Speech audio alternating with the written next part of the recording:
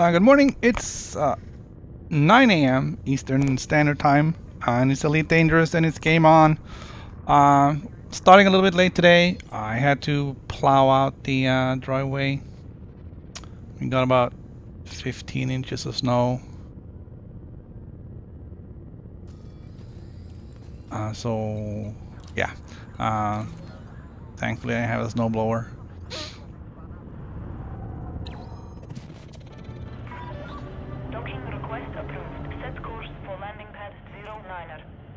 Still took about half an hour this morning, I guess, to clean out the driveway, but I had done a little bit yesterday, so it wasn't the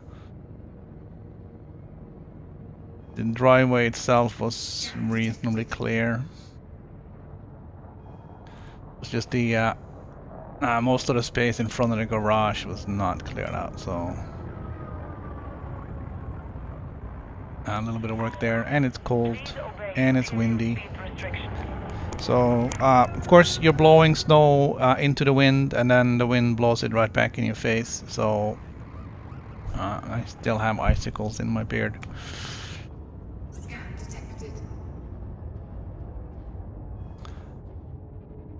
This is Han Orbital. This is where we will find the last piece on the upgrading for the Anaconda. Hopefully it won't blow up when I install it. Landing gear deployed. Attention, reckless maneuvers will not be tolerated at this facility. Yeah, I think we bumped into somebody there. The only piece I'm missing is the power distributor. This is gonna cost a pretty penny. Once I have that installed, we got to figure out where we need to go to upgrade all the things. I know where to go, I just don't know which order to go and get it done. I'd like to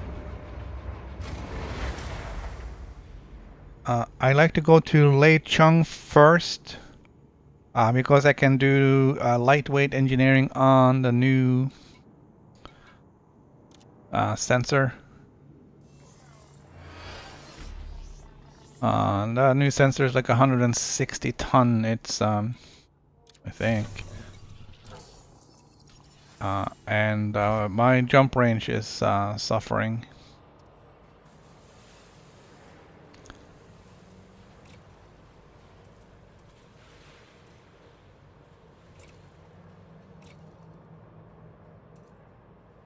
Oh, it's only 22 million. Okay, that's not too bad. Are we gonna go over on power? Well, that's okay. We'll fix that. We have to engineer the power plant anyways. We're using a lot of power right now because I do have the fighter bay and the planetary vehicle hangar. Because I need to go and need to go get the things for Palin, unlocking Palin. I need an SRV for that.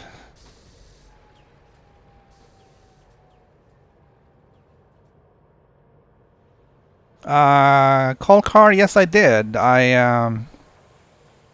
His stream shows up sometimes on the recommended list for me because I do watch some Gran Turismo streams. So I like his streams, so I figured I'd subscribe just so I can get them regularly. We'll see if you can do some racing. I haven't done a lot of streaming on Gran Turismo. I'm kind of still in Happy New Year mode. Yeah, he is good. He seems to have it's a quality stream, quality driving, good stuff. My driving is I have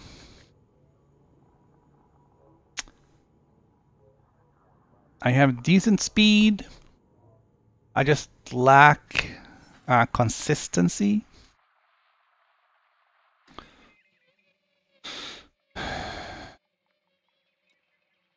And that's not good. All right, so I need...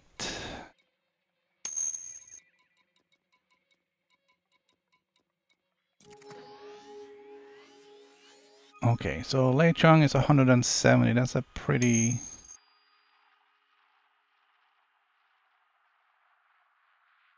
Yeah, I did the... and I know this is completely off the Elite thing, but anyways, I did the FIA GT manufacturer race yesterday. And I was running fourth for a while, and then I had my inconsistent, you know, well, loss of concentration and missed a break point and went off and fell down to 13th place or whatever. And then had to work my way back up, which is annoying. Alright, Lei Chung is pretty far away.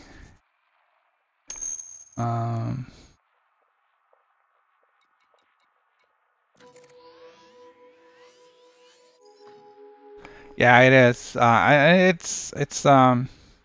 It was Nürburgring, which is a tricky, very technical track, especially the first sector.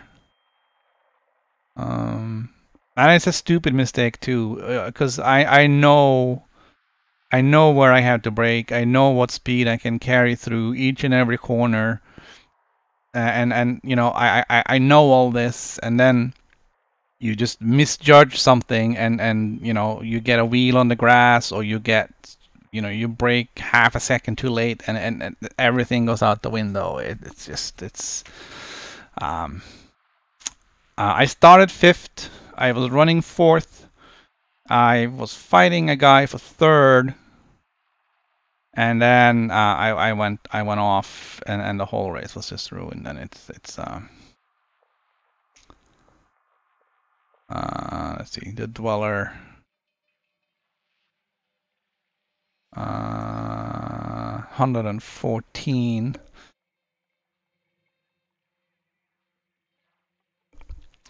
Farseer.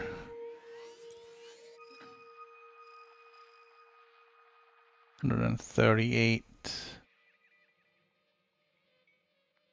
I really should have a list of where these guys are. Eratani. 200. Alright, Ramta I don't really care about.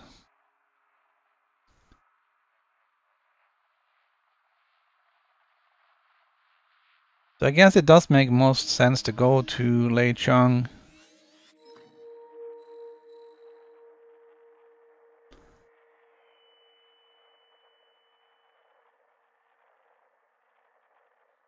Because that will get my shields and my sensor weight reduction done so I can get some jump range back. And then we can go to Farseer and get thrusters, frame shift drive, frame shift drive. Frame shift drive, there we go, increase range. Does Farseer also do grade 5? Yeah.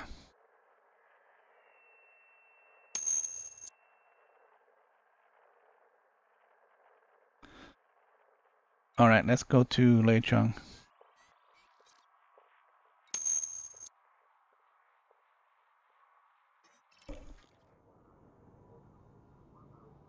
Yeah. We got everything A-rated.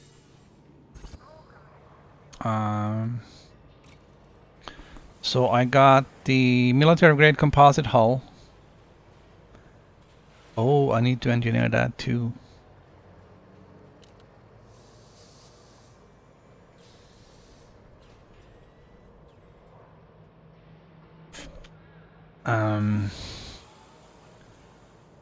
That is Celine.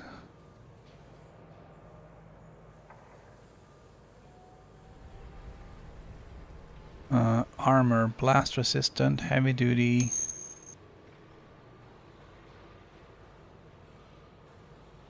That just adds more weight, doesn't it?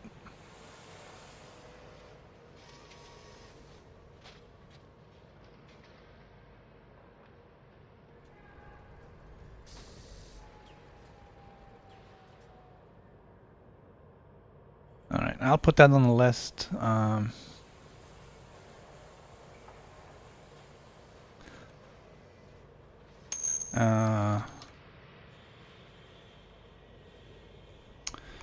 Let's see.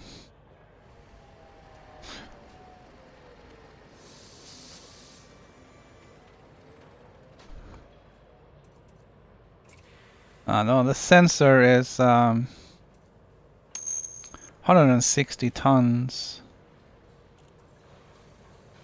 The power distributor too. I hope, I don't know, I don't think I can get any thing of that. But the sensors I can get down to a fraction, so my jump range is like 25 right now, which sucks. Let's take a look and see where Celine is, because I can make the hull kinetic. I can improve the kinetic resistance. I'm not sure if that's helpful. Celine.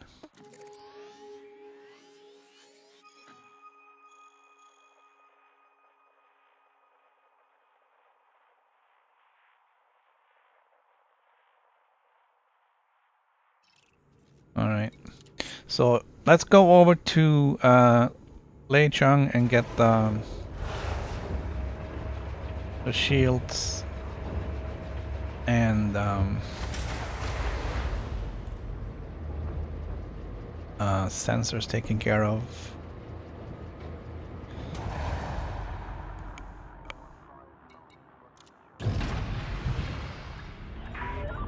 Landing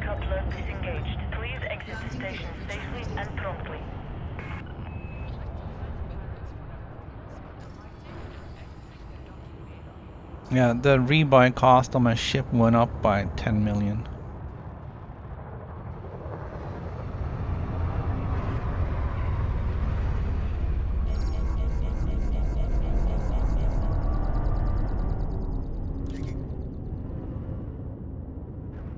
Scan detected.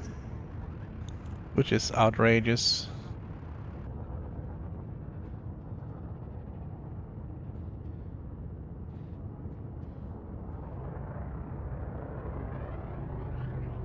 Pretty busy here. After all of this, I'm gonna have to run some more missions somewhere to get some money again. That's not gonna be the first thing though.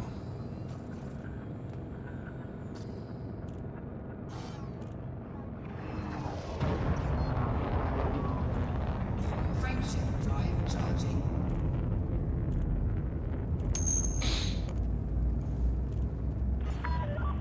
You are now leaving the control zone. Imperial Flight Operations Bureau wish you a safe onward. It was a good way to make money.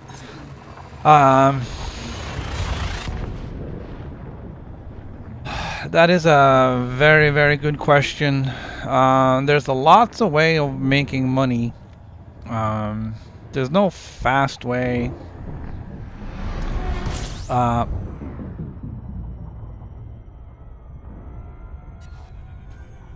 That's weird.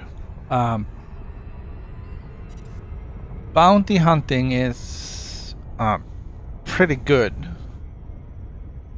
If you're so inclined, just go into a resource extraction site and take out the pirates. Get a kill warrant scanner and scan the targets before you kill them, and you might get more bounties out of it. You can make, I don't know, a few million an hour.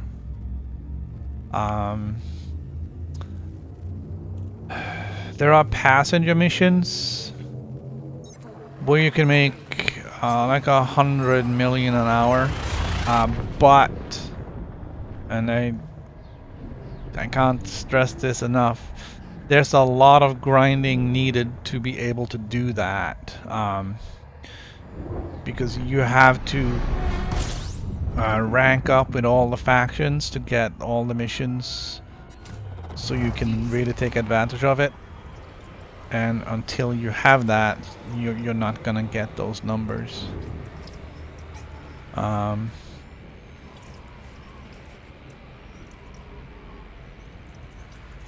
There's a system called MedB. Hang on. There are passenger missions from there to a neighbor system. I don't recall what the system is, but it should be fairly obvious. You can take passengers from there. You'll get a few million per trip, but it's a long super cruise. So 1.6 million light seconds, so it's about 40 minutes of super cruise, which is kind of just chill time.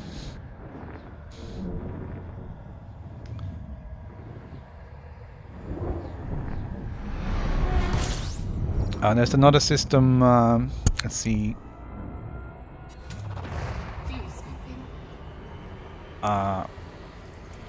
LTT 9360. There are missions to this system from neighboring systems. Same deal, lots of passenger missions, like bulk passengers, 6, 8. Tourist wants to go to meet an orbital or whatever. Lots of money per haul, but until you rank up reputation with factions, you're not really going to get a lot of missions, so you won't be filling up your ship, so you'll be making, you know, limited amount of money per trip until you're ranked up. Once you're allied with everyone, you'll get tons of missions, and you can make 100 million an hour. But it's a lot of hours to get there, so it's a lot of work.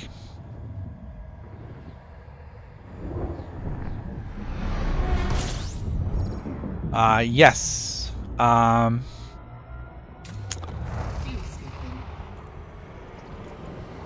The first Guardian mission, there's if you go to mean, the mean system, you'll get a mission from Ram Ta to do some investigation into ancient guardians.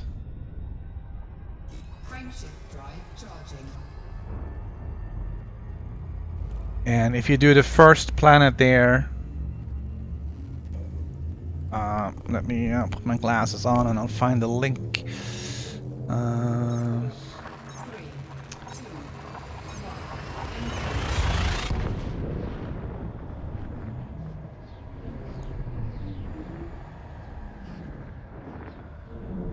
Alright, so there's the link to the how to do that mission. If you do the first planet, there's 3 sites on that. You'll get the first 44 scans done, and that will get you 44 million credits. You can just do that one, fly back to mean, and cancel out the mission and claim the 44 million credit.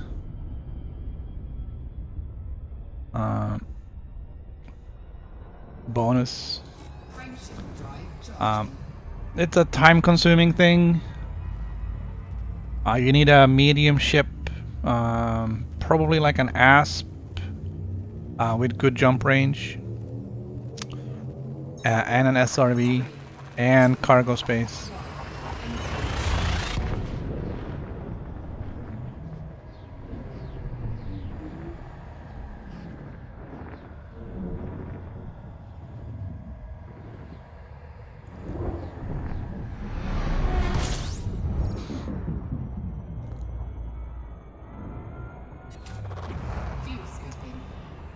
I have finally ranked up to allied with the controlling faction in Upsilon Aquari, which is one of the systems where you can do missions to LTT 9360. I brought in 2 million credits worth of federal bounties.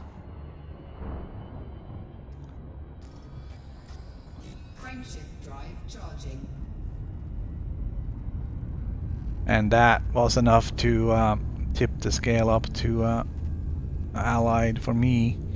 So there should be a few more missions there for me now, but you know, the other ones, the other 4 or 5 factions there, it's still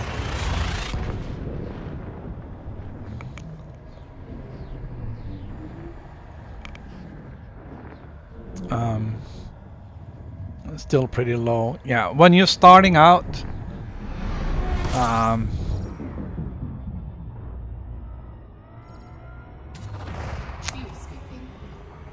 there's also a lot of money to get at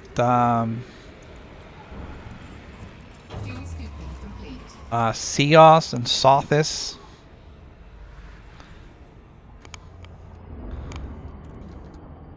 You can haul data back and forth between those 2 systems. You don't need cargo space, you just need a ship that can jump, what is it, 10 light years, something like that, 10, 12 light years.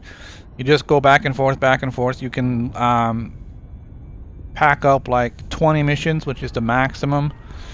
You don't make much per, but if you have 20 missions going back and forth, then that's that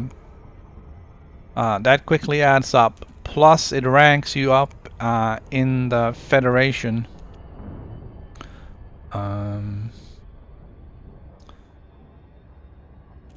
As well.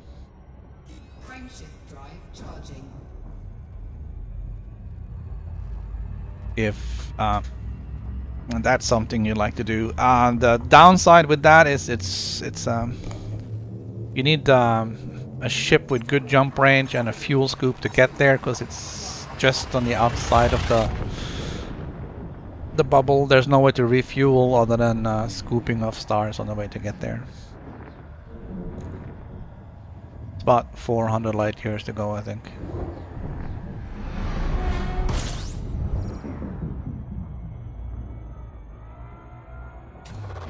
Fuel scooping. Fuel scooping complete.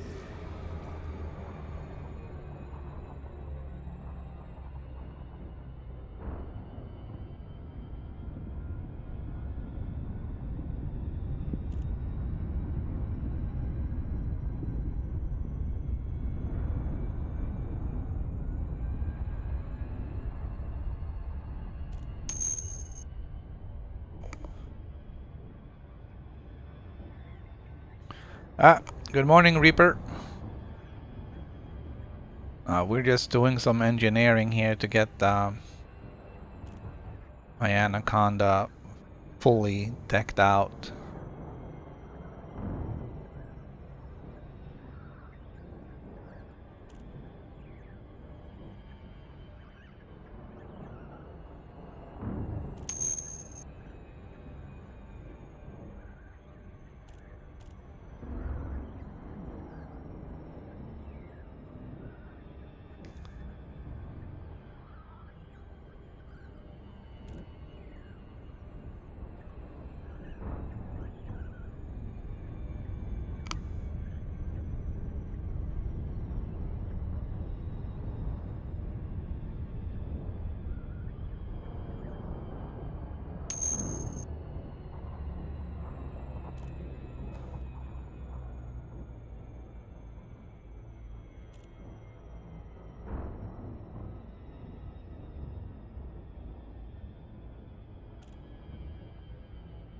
So yeah, we're gonna go and visit with Lei Chung and get my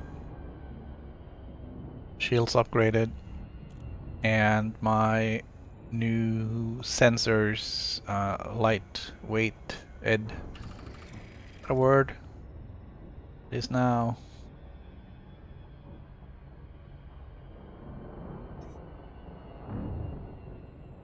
I wish you could turn off these broadcast messages. I'll check into that. I don't really want to hear about people's weddings and funerals.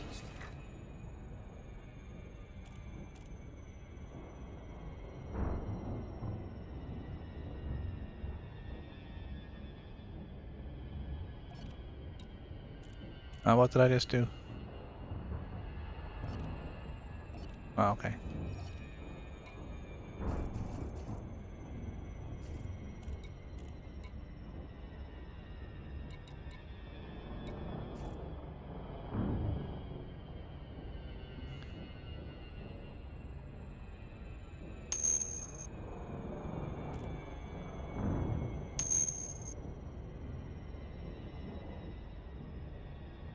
I'm sorry, what will what do?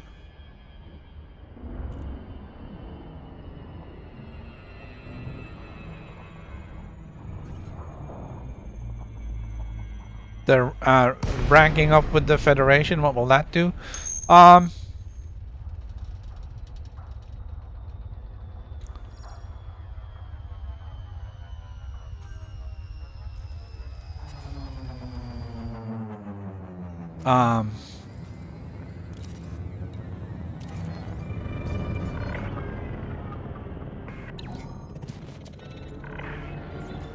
Alright, so the Federation rank, which is the top here, your rank, mine is ensign or ensign.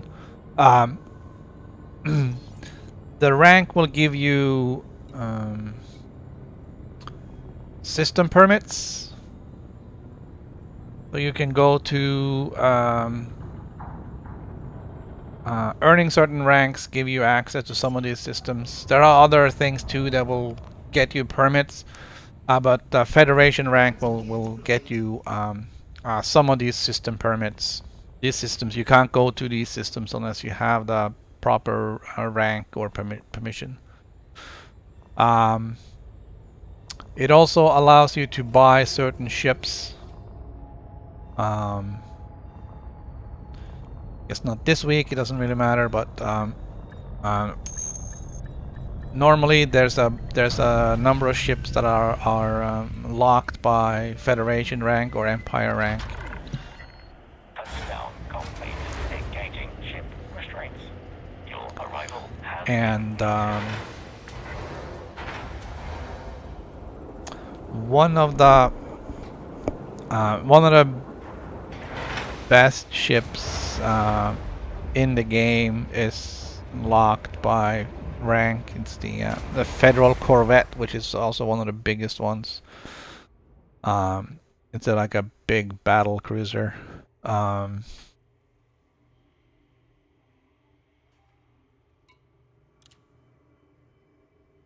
So you kind of need to rank up if you want to get that. But for starting out, it doesn't really matter much. But the Sothis and Sia stuff it's easy money. It's just back and forth. Kind of a little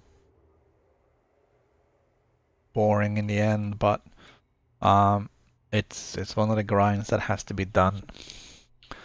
All right, we're gonna do grade 5 lightweight. I only got 2 shots.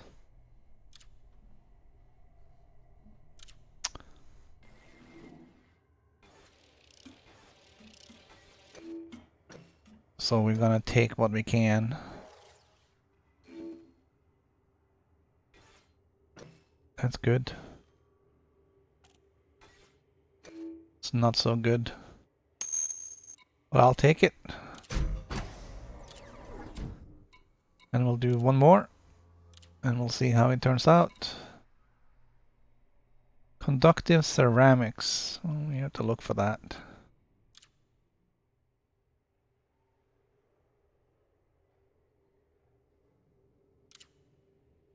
Lightweight. Okay.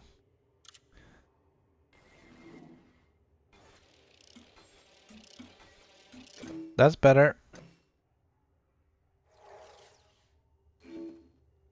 That's better.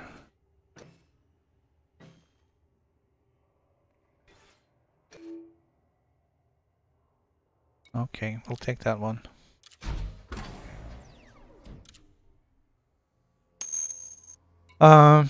Shield generator.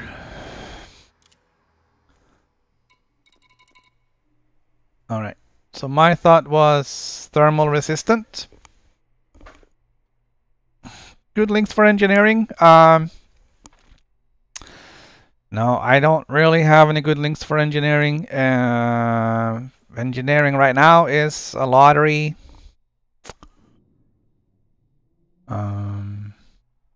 There's hold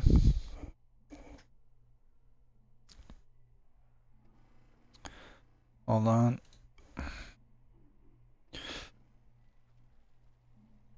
Let's not do that. Let's do this.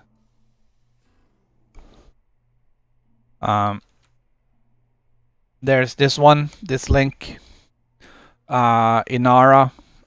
It has all the engineers, all the blueprints, all the stuff you need to do the engineering. It doesn't really explain in high detail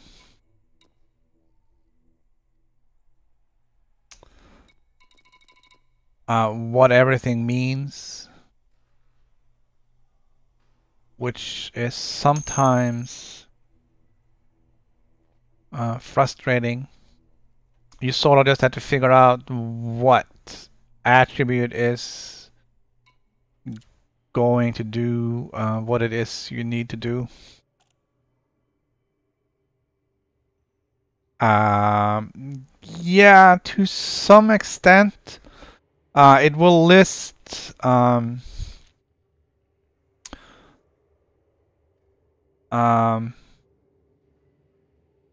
how they are obtained, but not necessarily explicitly where. So, for instance, I will say for like high density composite, which is just something that's on my screen right now, it says ship salvage, military and authority ships, and an unknown signal sources. Salvaged alloys is also ship salvage, combat ships, USS combat aftermath, and then you sort of have to figure out where you'll find these combat aftermath and all that.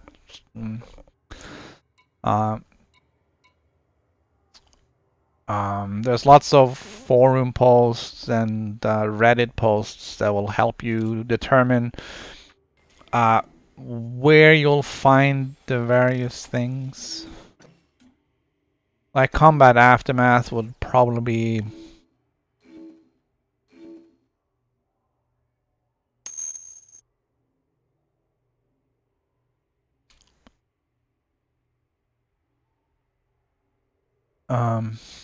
sorry. Yeah. Yes. It's helpful using the site because you can figure out exactly what it is you're gonna need to do what it is you want to do. And then, you know, you can make a list saying, I have to go and get data mine, wake scans, and then you figure out how and where to do that, and you can go there and you can sit there and do the scanning until you get what you need.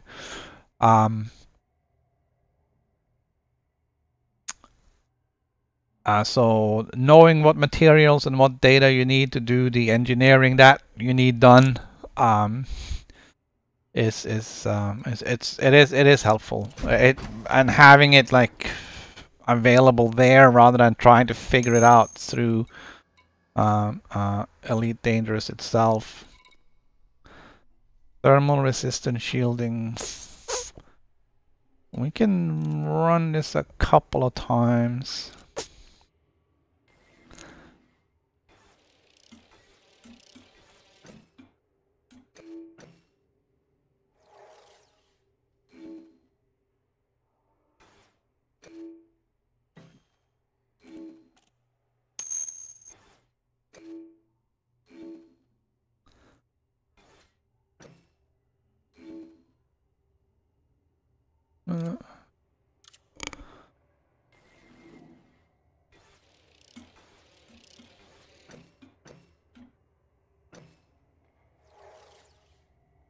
Yeah, there's a lot of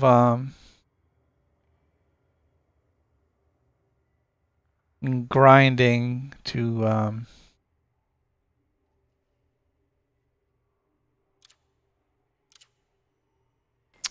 do with the engineers. But yeah, the whole engineering stuff is gonna change. Is it coming in Q1?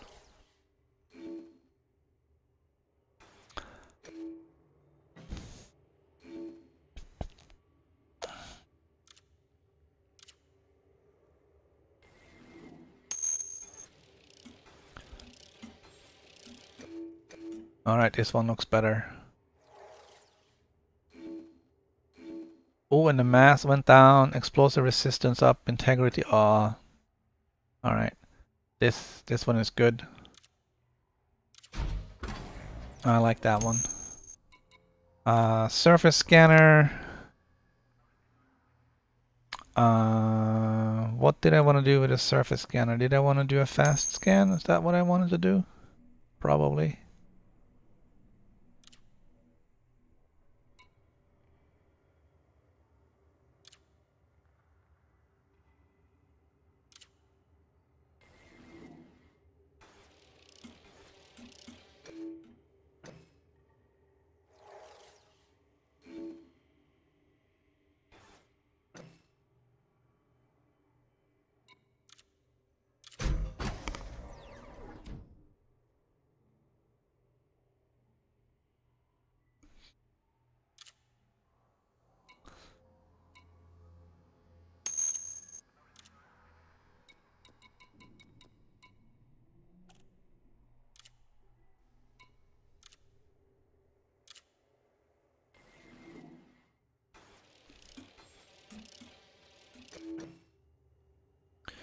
Yeah, I think the new way it's gonna work is instead of leveling up with the engineer, you're leveling up your equipment. So everything starts on grade 1, and then you have to upgrade it to grade 1, and then you have to upgrade it to grade 2. You can't just go straight to grade 4 or 5. So you'll be using more materials this way, but also every time you roll the dice,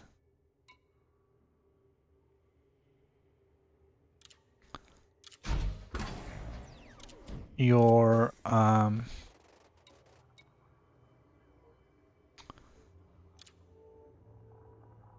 your result will be better than the one before.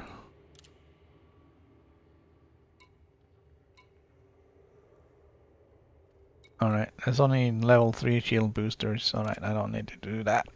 Alright, I'm just gonna clean up my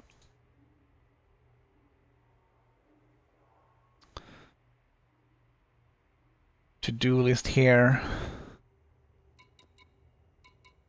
Now, was I happy with the...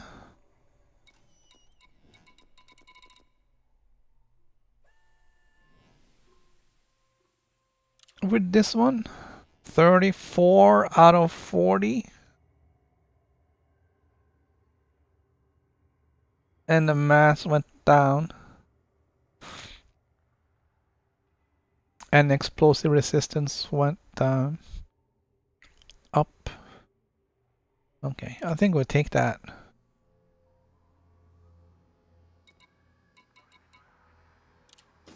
I think we'll take that.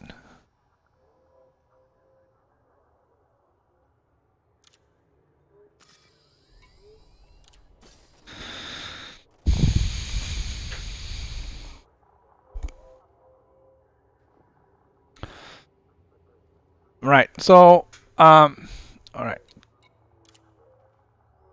Let's have a look here. So, here it says that I have grade 5 access. So, when I go here, I can immediately engineer any module that he can fix for me to grade 5. Because that's what I've ranked up to with Lei Chung. The new way it's going to be is that thing won't matter. You have to upgrade each module from grade 1 through grade 5. So you have to do at least one on each. I guess I haven't seen the final specs on that, but I think you'd only have to do 1 or 2 rolls on each grade level to get to the next one. Stuff that has already been engineered will be grandfathered in, so you'll keep what you have. But if you go into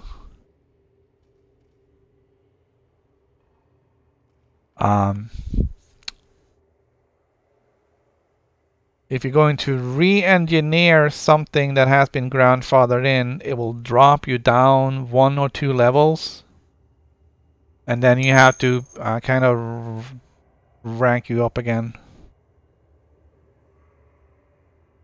Yes, you have to apply it.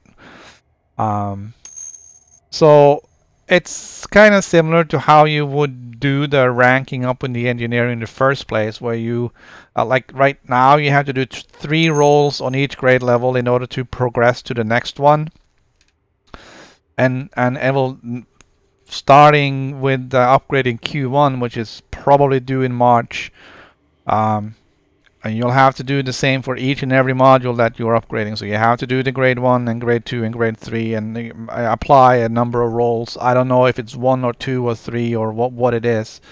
I haven't been keeping that close tabs on it.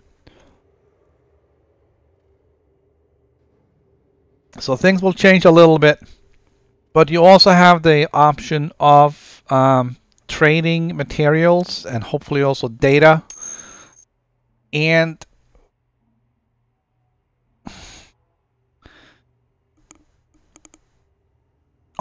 hold on.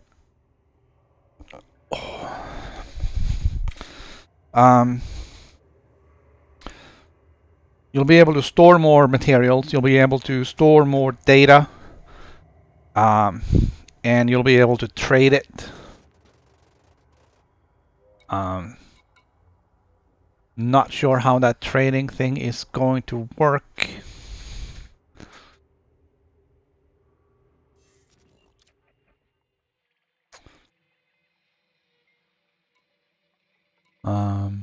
But you'll be able to trade off something you have lots of and get something that you're looking for. Alright, we're looking for Farseer. She's a long ways away. I'm looking for the Dweller.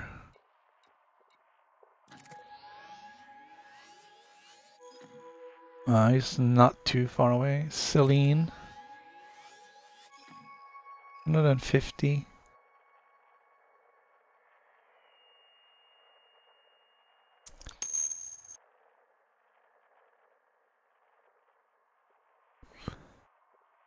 Oh, for money? Oh, I don't even know.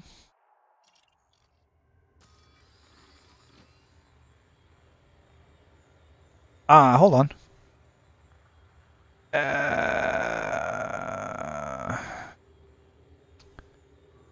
Do I have that?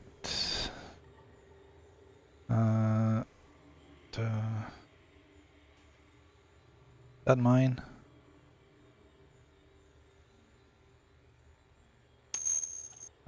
No.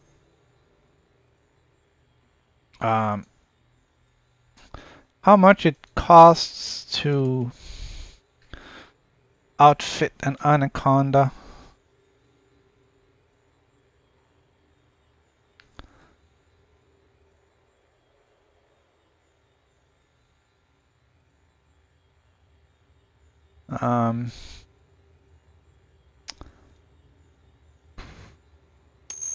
$650 million credits is what mine cost. That is if I paid full price for everything.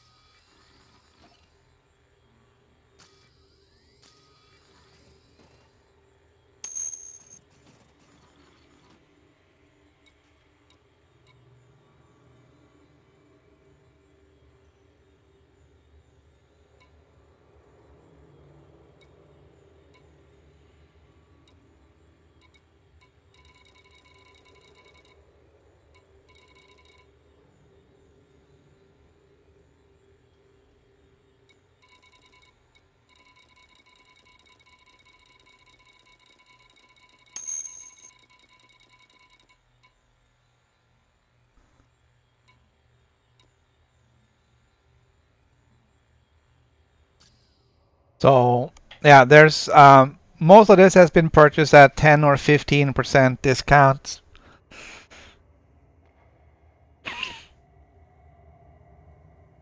So if we assume 10%, then that's 65 million off. So that's 590 million total.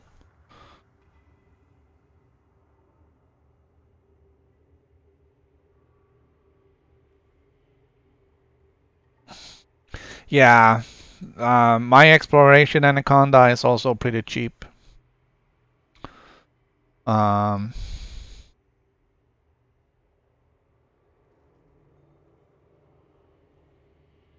The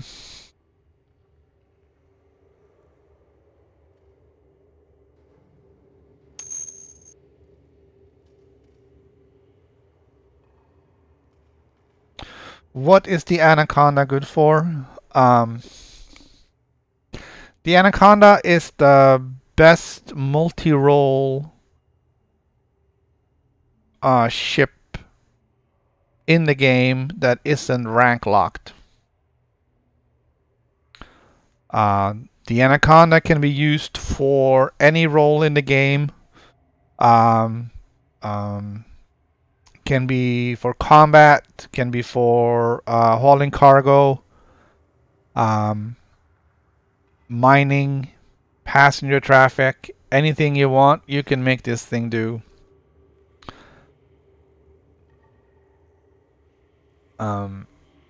There are other ships that are better at a single role. For instance, the Type 9 Heavy is probably better for cargo hauls. It has pretty good jump range. It's fuel efficient, more so than the Anaconda, and it has large cargo capacity. But it's we call it a space cow. It goes in a straight line, and that's it. If you have to turn, you're kind of out of luck. There are probably other ships that are better at combat, but the Anaconda is probably the one that is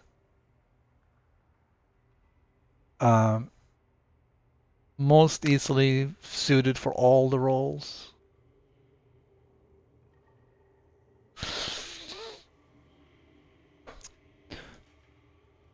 Yeah, but the cutter is rank locked.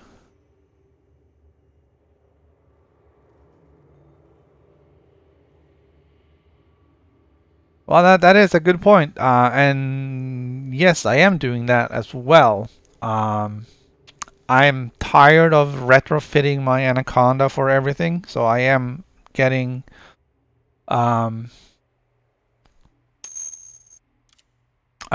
different ships for different roles. Can't see that here, but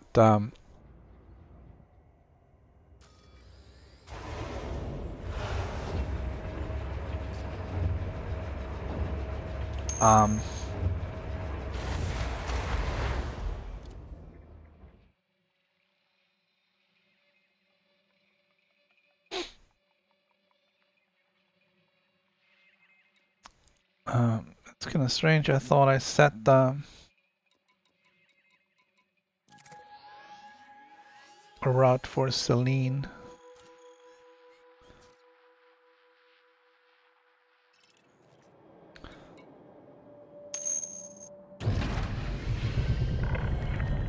Ship restraints disengaged. Commence departure. Landing gear retracted.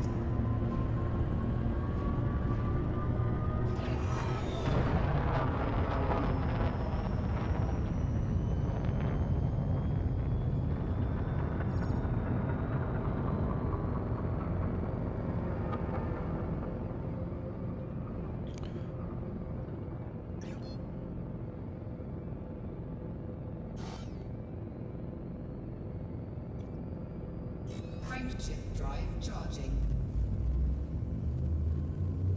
4, 3, 2. Right. I do have other ships that are single role that has been built out to complete, to just do one task. I do have a Type 9 Heavy that I use for hauling cargo. That's usually for the community goals. I can haul in like 500 tons at a time.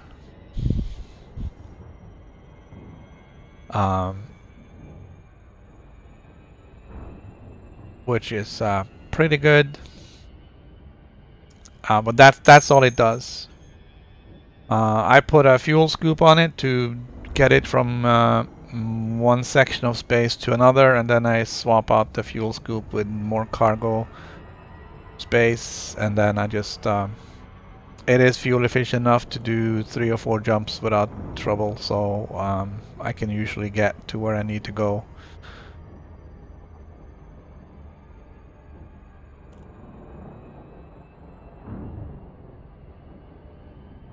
Without dealing with fuel scoops.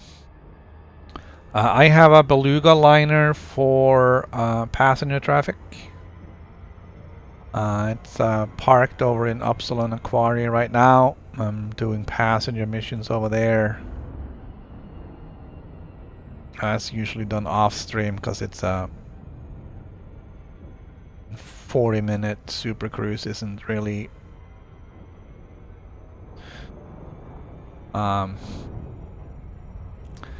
it's more of a sit in the sofa and chill kind of thing. What else do I have? I think that's kind of my 3 main ships. I don't have the T10 yet. That's kind of my next thing. It sounds like it's a decent Thargoid killer. I know some people have built it as a tank for taking out other ships in PvP as well, but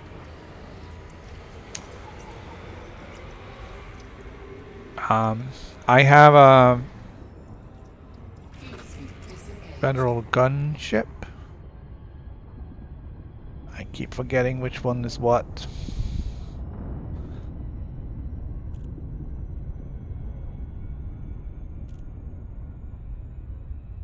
Yeah, I have a federal gunship that's built out for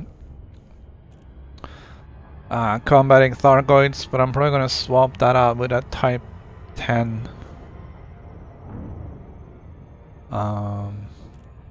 Simply because the Type 10 I can fit more of the Class 3 AX multi-cannons.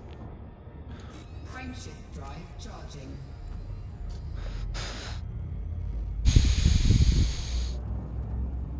So I might get myself one of those. I just need I need to do a little bit more money grinding first.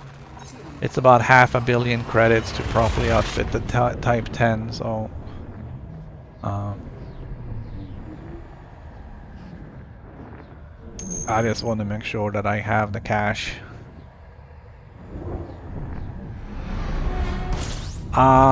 Because it's rank locked and I haven't had the chance to grind up my rank. I do a little bit at a time on that. I find it kind of tedious.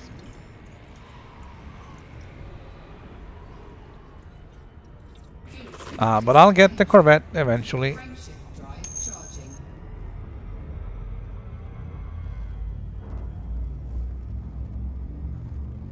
Right now my Anaconda is my primary ship.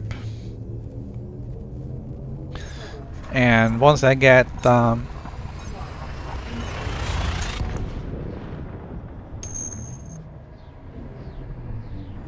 this thing done, I don't know, I'll be working on my combat rank. I can work on the federal rank, and I gotta unlock the last couple of engineers as well.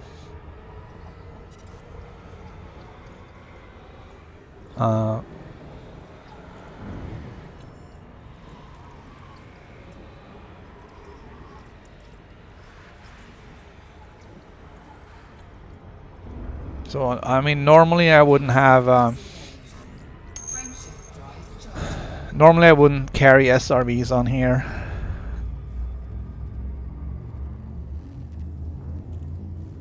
Yeah, that's true, but I don't know. I have my Cobra MK3 parked over in Sothis or Cios or one of those guys. So I can do my federal ranking with that, just going back and forth.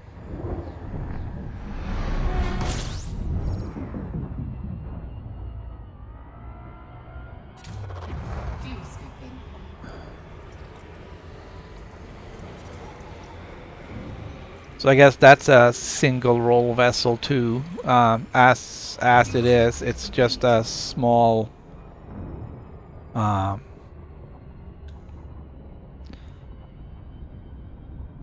Small little puddle jumper, just jumping back and forth with data, nothing else. It has some cargo capacity just because sometimes you get cargo as rewards, but it's not built to ferry stuff or people. It's just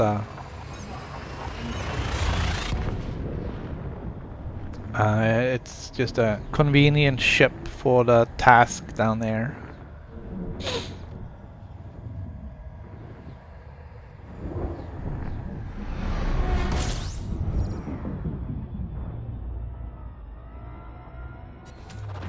Fuel scooping.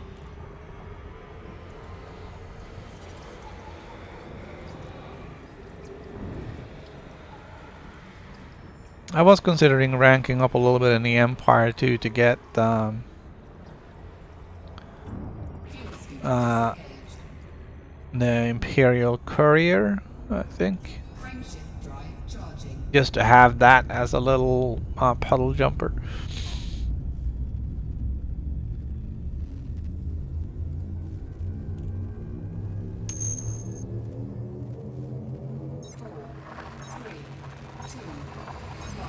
Yeah, no, the color's gonna have to come last, I think. I really like the way it looks and everything, but I think I'm gonna go with the Corvette first, and then, but that's just like way down on the to-do list. Fuel scooping.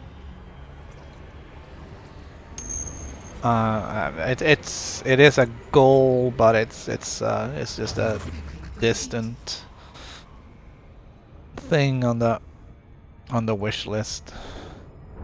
Frameshift drive charging.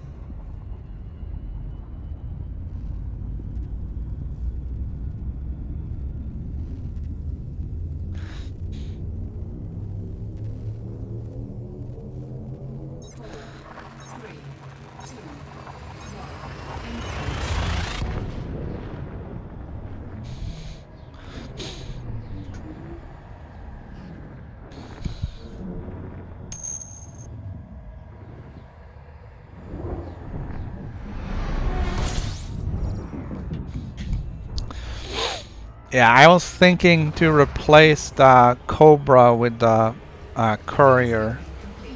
So I just need a little bit of jump range and a little bit of cargo space just to shuttle back and forth down in Seath. I don't know if it's kind of weird doing the federal grind in an Imperial vessel, but I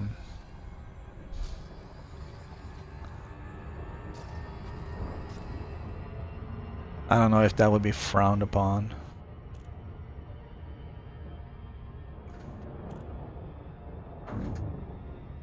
Yeah, I don't do PvP.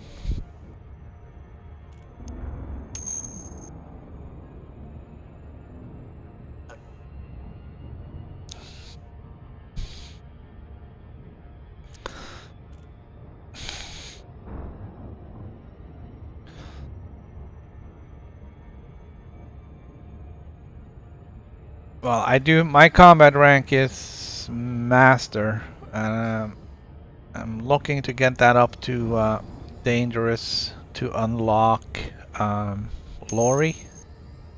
Is it Lori? Yeah.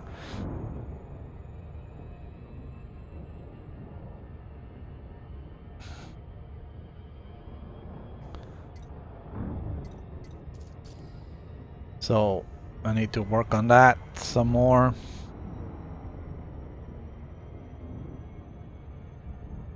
But my fighter pilot guy is Dangerous, so he's at least able to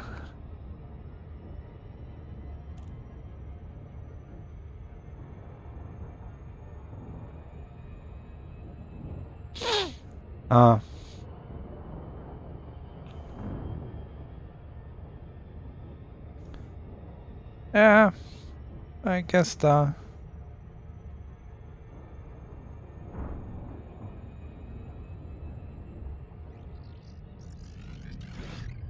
The downside with all these ships is that, you know, it costs so much. It doesn't cost a lot to buy the ship. It's just that when you buy it, you get it with all these crap modules on, and then you have to spend a lot of money updating it. I wish they would have that you can buy them rated the way you know. So you could buy like an E-rated courier where everything, all the modules are just E-rated, right? Nothing else. And you can buy, so you can kind of pick what it is you want. Like when you're buying a ship, like say I want a D-rated courier, or I want a C-rated courier, and then the price changes based on that, and it comes with all those modules pre-fitted.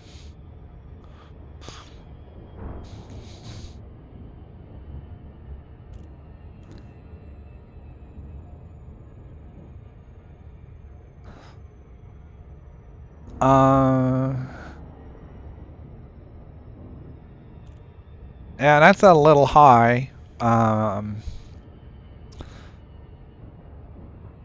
like I said, I spent 150 million for the Anaconda, and then I ended up paying almost 600 for it. All rated up, but yeah, it gets worse the bigger the ship is. Normally, I think it's 3 times. About 3 times the cost of the hull to upgrade the ship.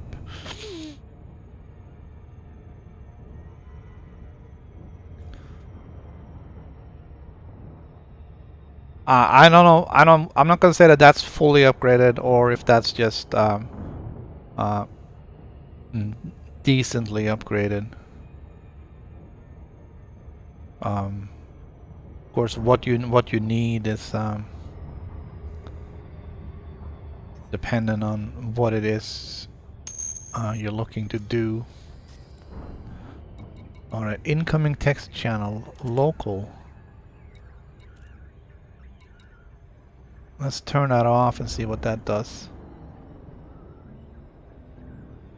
I wonder if that's all the stupid cruise ships and wedding barges and funerals.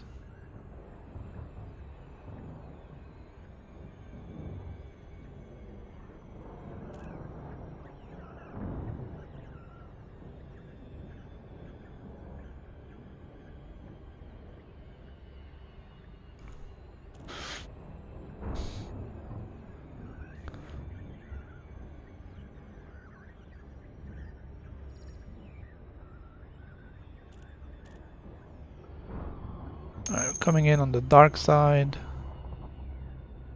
I cannot see these planets.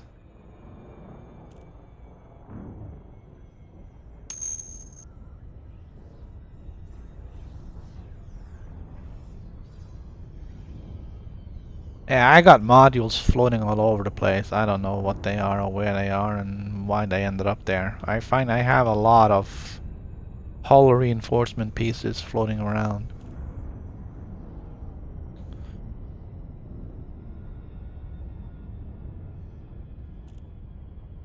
And cargo holds. I don't know why I have cargo holds everywhere, but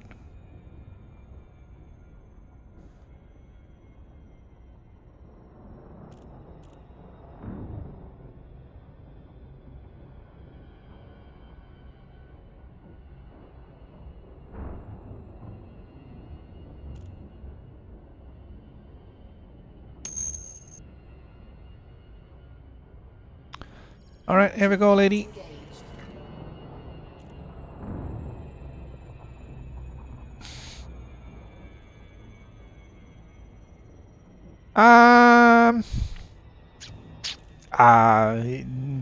Yes. To some extent, yeah, you can join with your friend and you can do like cooperative things. They have this thing up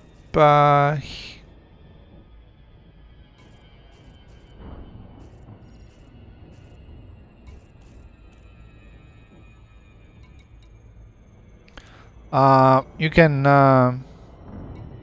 invite to wing. You can have up to 4 players in a wing. So you can go and you can do bounty hunting. All 4 of you all together. You can and you'll see who you're targeting, and you can have voice comm and talk to each other and figure out what it is you want to do, who you want to attack, and everybody shares in the bounties. So that way you can help each other.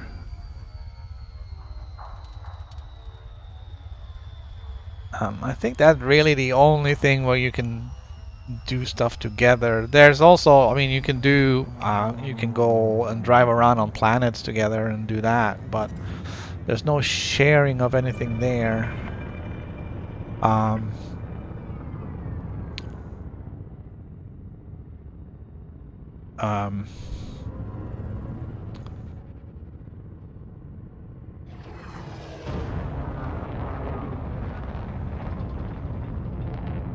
There is really no way of giving something to somebody else. You can drop off cargo and the other guy can pick it up.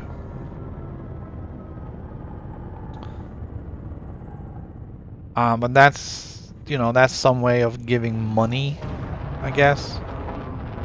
Just don't do it too close to a station.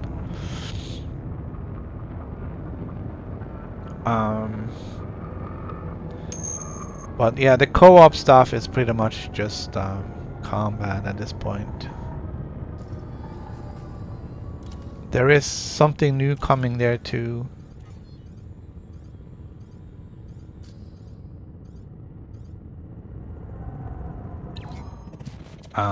Where Access granted. Proceed to landing pad 05. people can team up to do missions. But I don't know if that's a Q1 upgrade or if that's coming later. Landing gear deployed.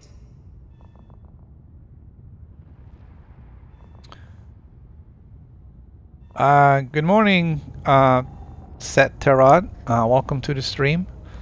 Yes, if you have fighters or a ship that has multi-crew, you can have a friend be a part of the crew, and they can man your fighters or man the ship.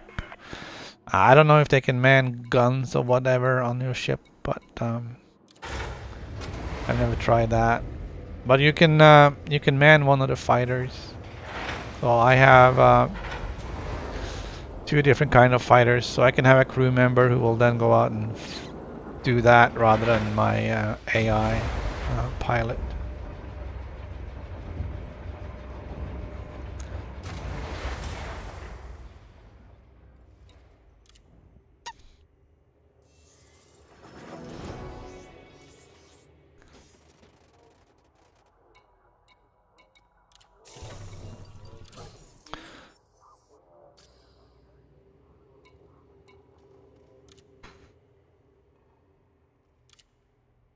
Alright, so I gotta say though, lightweight feel kind of stupid.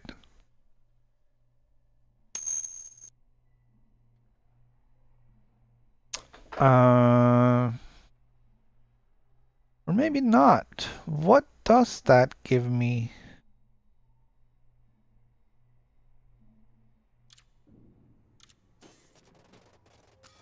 That didn't seem too bad at all.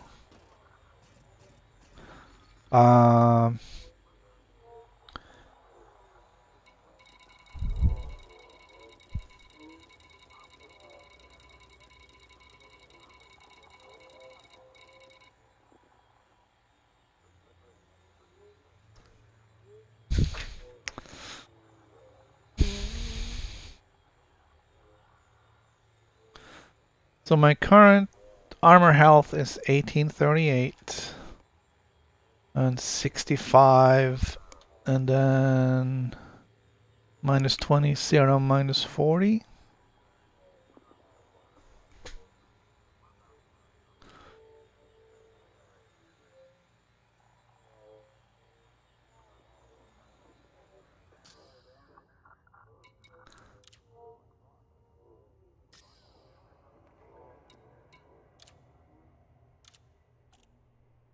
Right, I'm gonna try lightweight. I'm not saying I'm gonna keep it, I'm just saying I want to try it.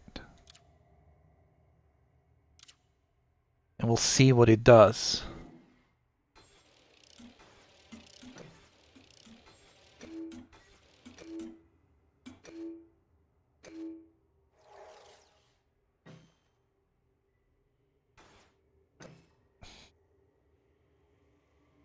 All right, so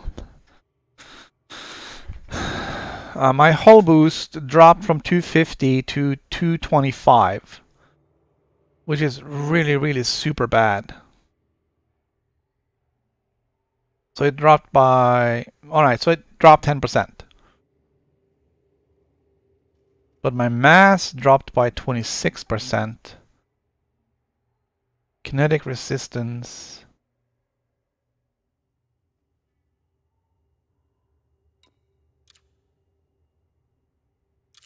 All right, so now let's look at the numbers over here.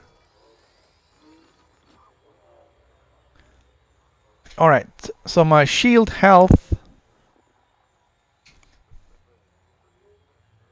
dropped to 1710, which is 128. Armor rating remains at 65. Kinetic resistance improved from minus 20 to minus 14. Thermal resistance went from 0 to 4.8. And armor explosive resistance improved from minus 40 to minus 33.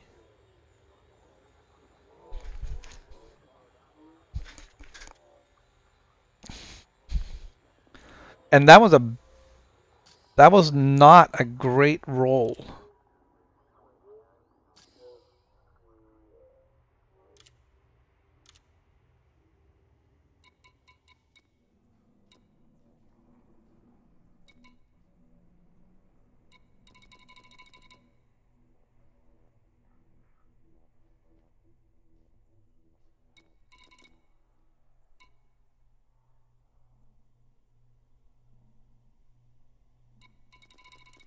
So I feel less bad about doing this.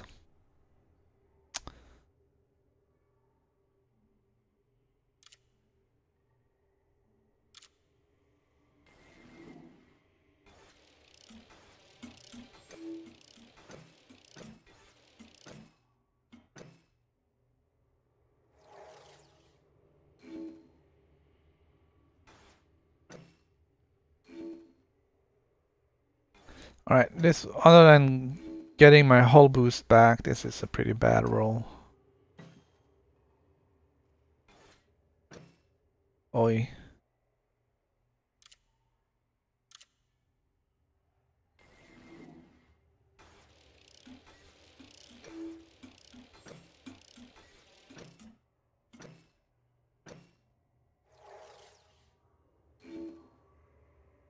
I'm liking this. Okay.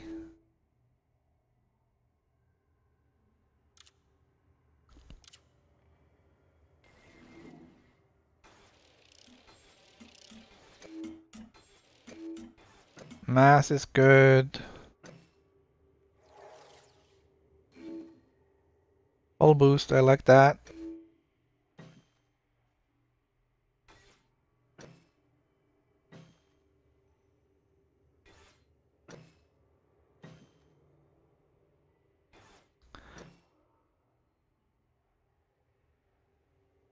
Okay, I'll take this one.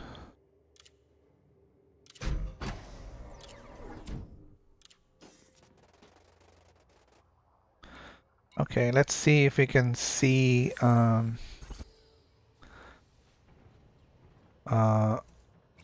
the changes here. Modifications. Alright. So the mass dropped from 60 to 44 tons. That's massive. That helps my jump range. The hull boost dropped only 0.3%.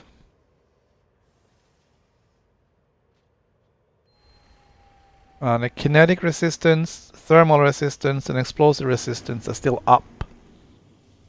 And that's only a grade 3.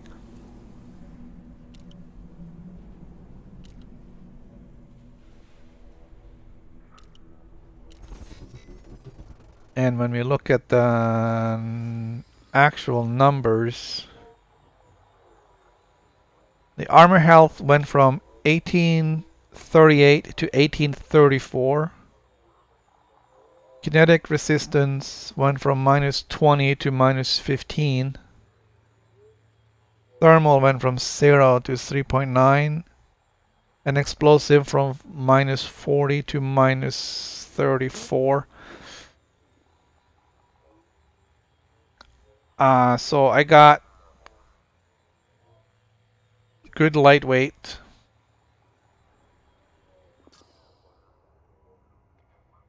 That went a lot better than I had hoped for.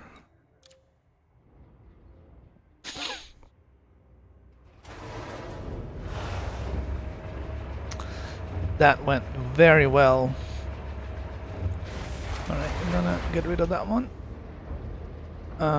Shielded, that's done. Alright, so I got the Dweller and Felicity and Heratani left. Let's see where they are.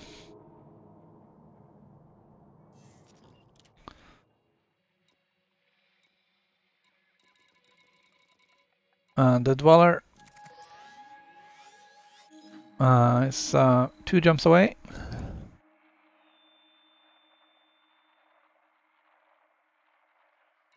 Heratani. It's a long ways away. And the Dweller. Oh, we just did the Dweller. Farseer, where's Farseer?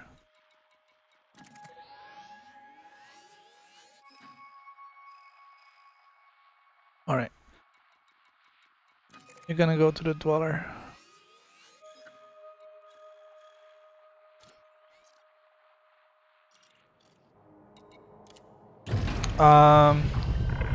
We're gonna get the disengaged. Commence departure.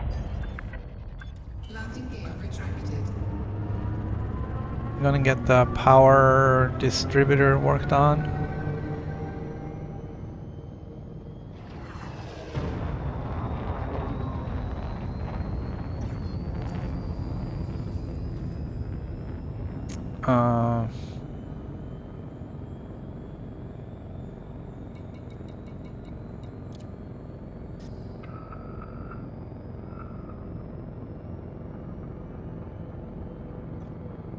Frameshift drive charging. Disengaging automated. 4, 3, 2, 1. Engage.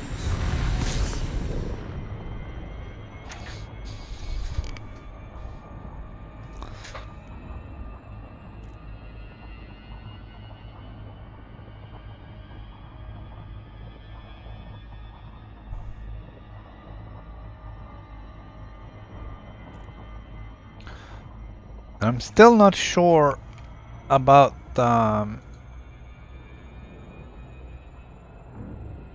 my thrusters. Clean versus dirty.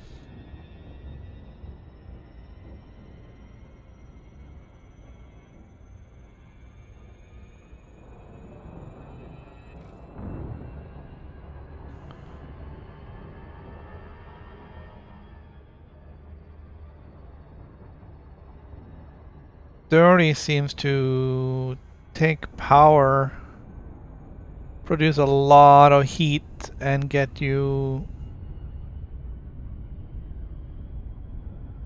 an improved optimal multiplier that way. while clean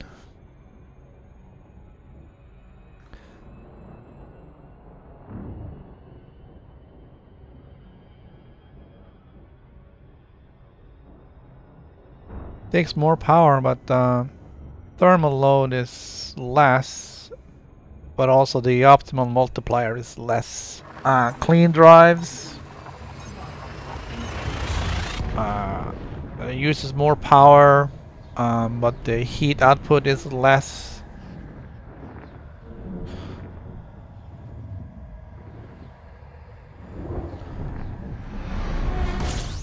The gains are also less as for actual thrust, but it's still an improvement. The lower heat signature might also help making it more difficult to track.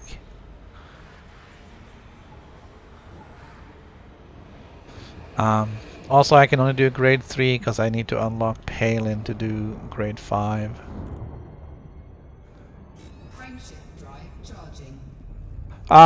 This is PS4, yes. I'm also on PC. My PC commander is currently at Beagle Point.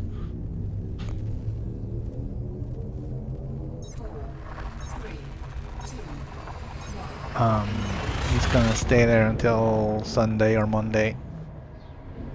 I think Monday we'll start the trip home from Beagle Point.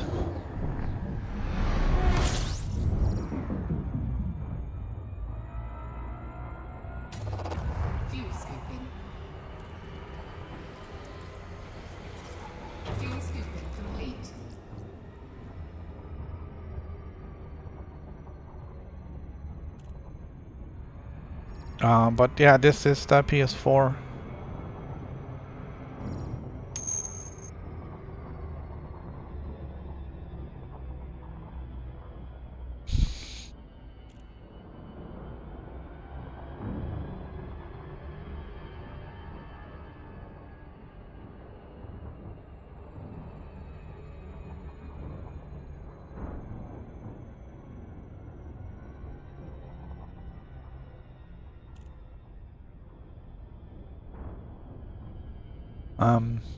I seem to,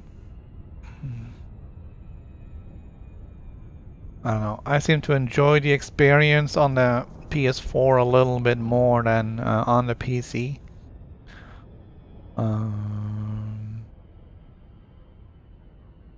Not sure why, but it's just the way it is, I guess.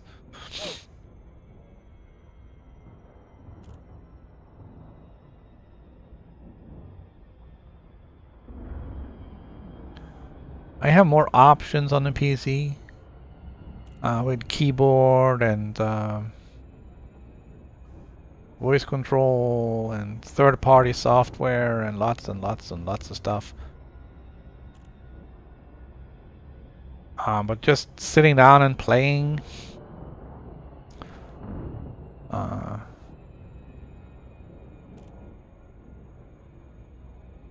I seem to prefer the PS4, which is why my commander on the PS4 has more hours logged than the commander on a PC. And also, I got 2 elite ranks here and 0 on the PC side. Although I hope to fix that soon. Should get elite ranking on the exploration after coming back from Beagle Point.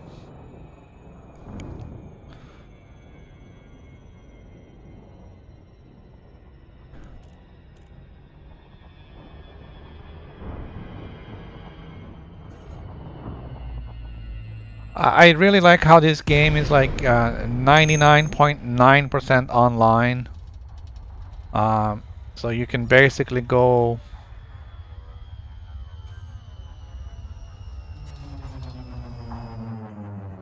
you can go on any PS4 anywhere in the world, log in as you, and keep going as if nothing's happened. There's no local files you need to transfer. There is a configuration file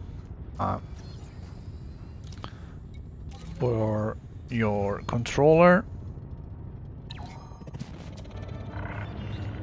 Docking permission authorized. You may proceed to landing pad 03.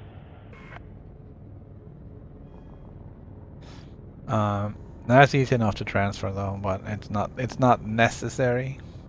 It just kind of helps having the same configuration on everywhere. So it means I can walk out of my game room here and I can walk down into the living room. I can fire up the other PlayStation and I can continue playing without downloading files or worrying about game being saved wherever. Landing gear deployed.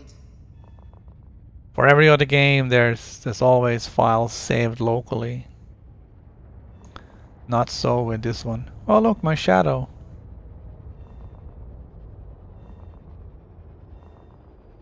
That's pretty cool.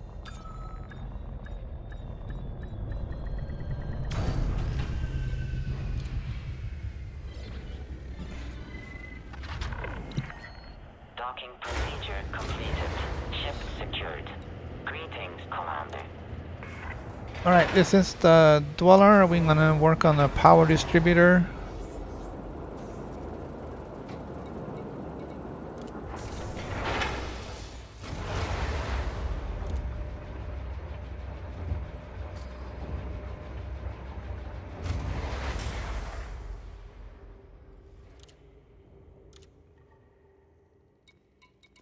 We're gonna do a charge enhanced.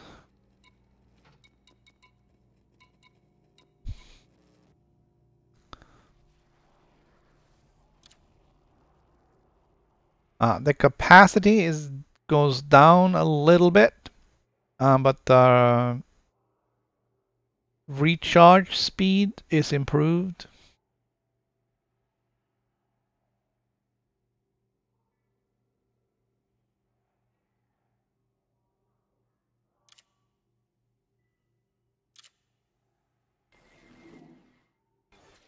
So we're gonna try that. Oddly, these things are always locked together. Weapons capacity. I like that.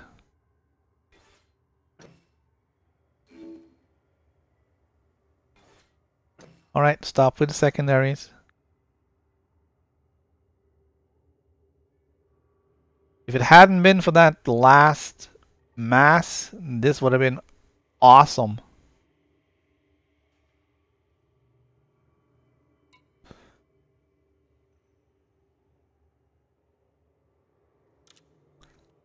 I am gonna apply it though. And then we'll do it again.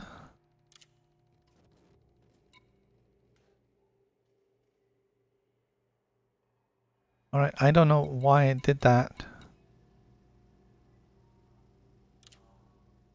Alright. Let's see if we can make it better. Oh! Okay.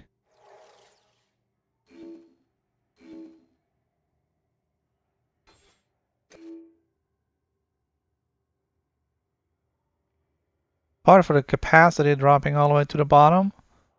I'm taking it.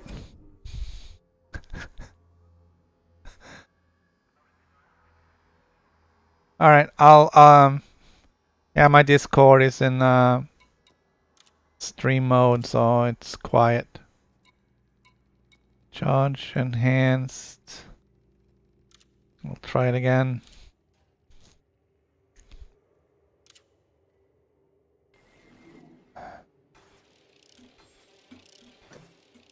Alright, that's not too great.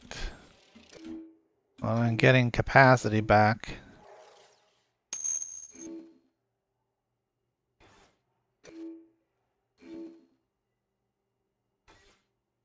Ah, no! We'll see what's going on. Alright, I'm not taking this one.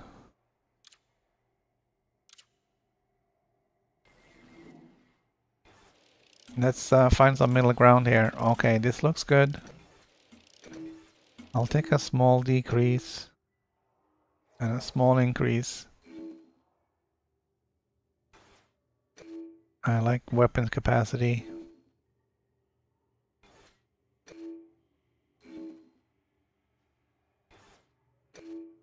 Come on, give me weight down.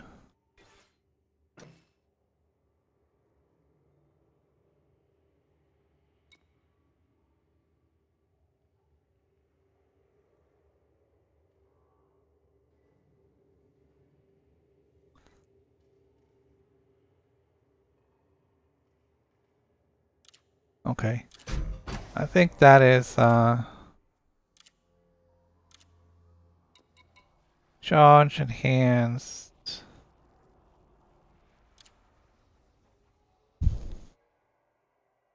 Alright, the capacity isn't great.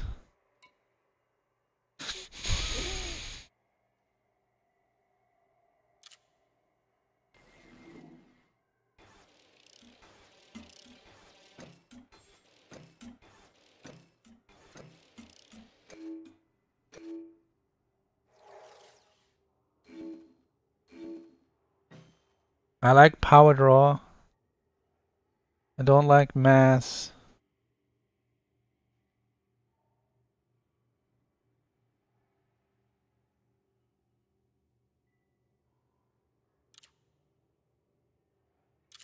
One more. Last one.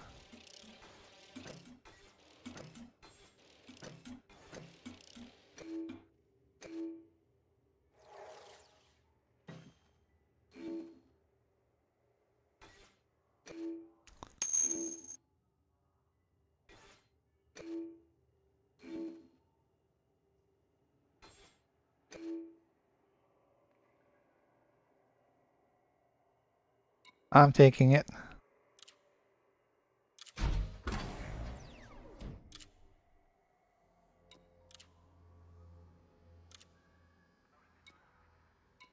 Uh,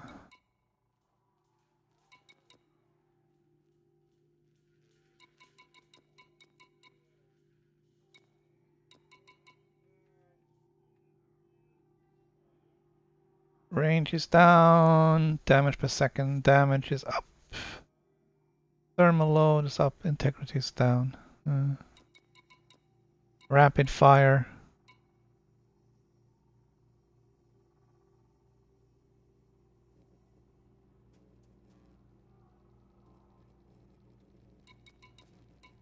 Overcharged.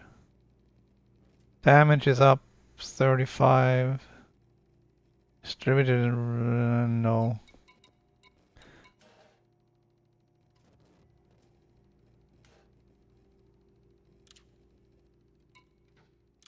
This is a class 1 burst laser. It's the little laser at the front of my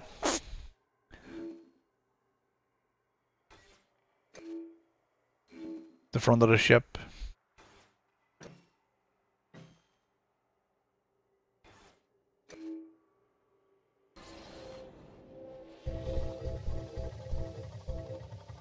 It's looking pretty good.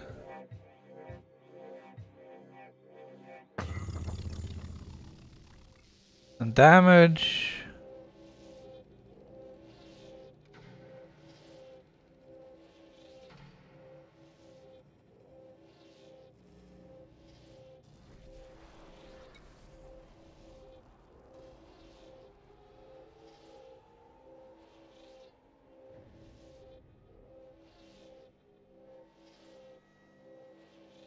Yeah. We'll do another one, rapid fire. Why not? Let's see if we can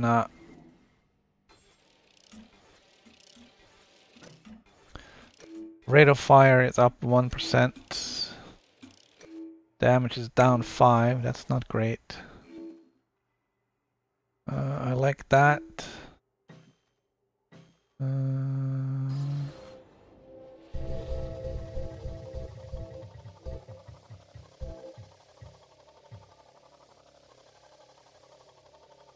Nope.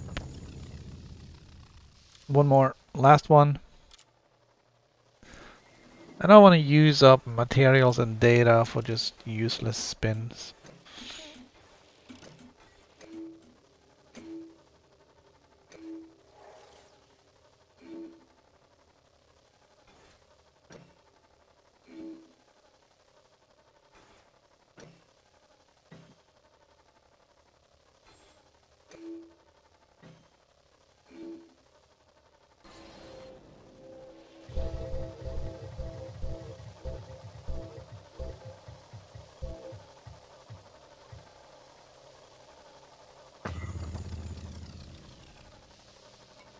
Alright, I'll take that.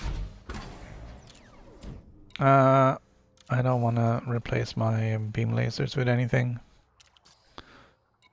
I'll return to surface. Alright,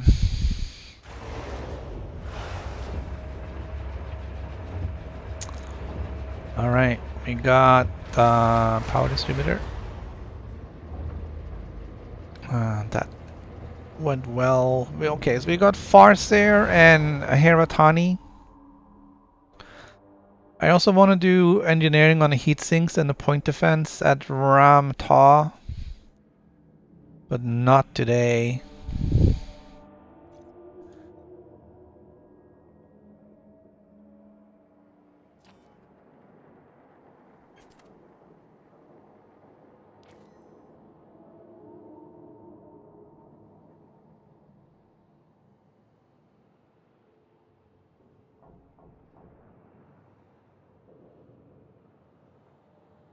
Why can't I go further?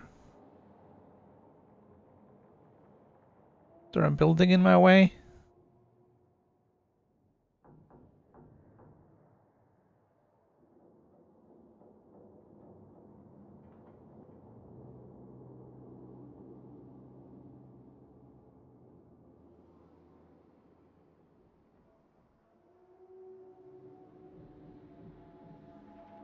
I'm gonna see if I can get that spotlight away.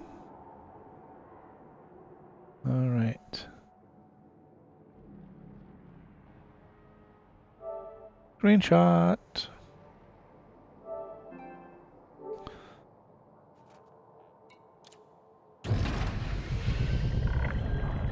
Ship released. Departure authorized.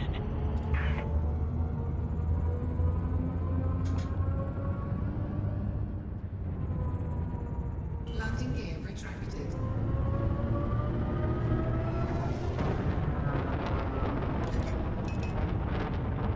Okay.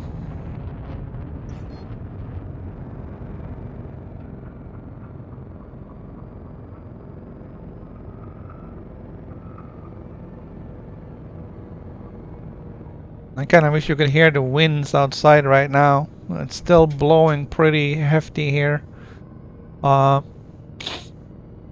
It's not snowing anymore. We got clear skies, but it's freezing cold and some heavy winds. Frameshift drive charging. Alright, we'll get started and then I want to see if I want to go to Farseer or Heratani first.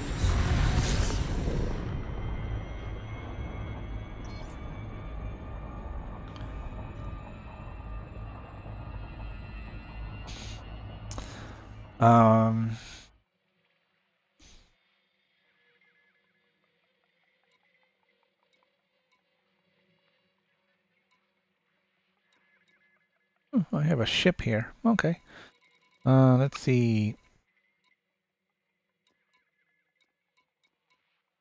A Heratani. That's a long ways away. Farseer.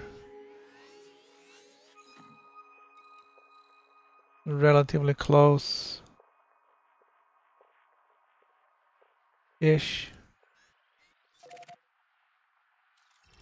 I think I have enough to do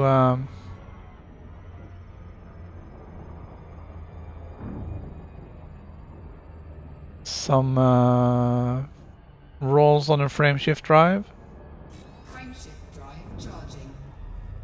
to see if we can get more range out of it.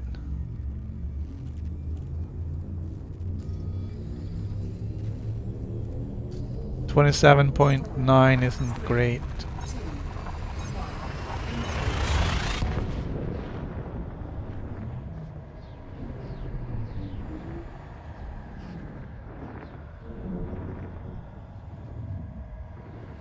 But like I said, we're carrying a little bit extra weight because I'm carrying SRV, which I normally wouldn't be carrying.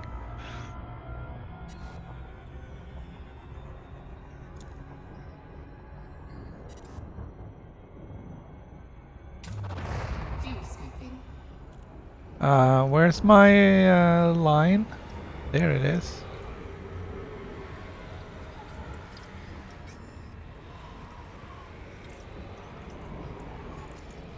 Fuel scooping complete.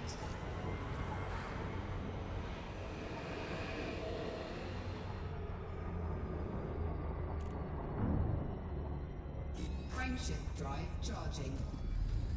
There's a lot of war going on. I don't know if anyone else has noticed that, but it's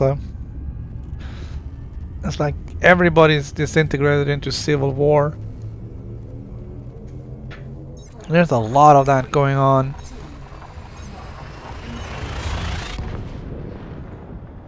I'm not sure why.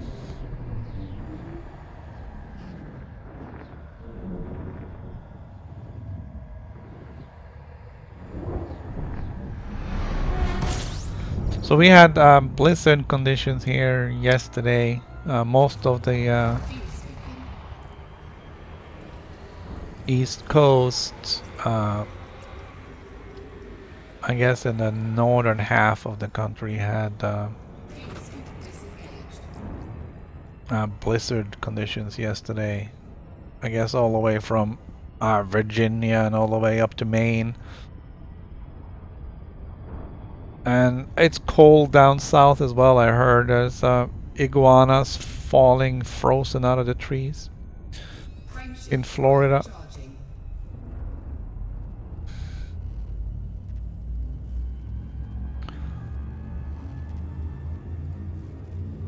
But here we got about 15 inches of snow.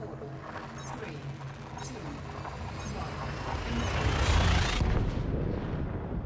2, And we had really high winds. And no power loss or anything else around here. It was pretty cold, so the snow wasn't that wet, heavy crap. So it didn't settle on trees or power lines. But the wind certainly was strong enough to knock stuff over. fuel scooping complete.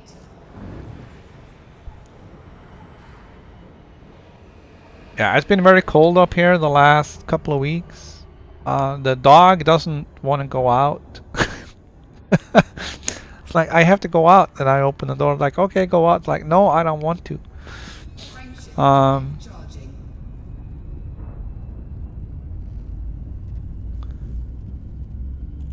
So right now there's so much snow that the dog has nowhere to go.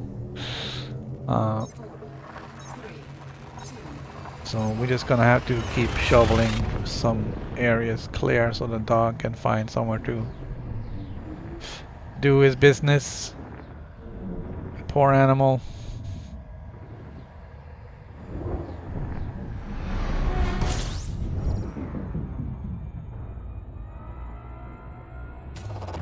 fuel scooping.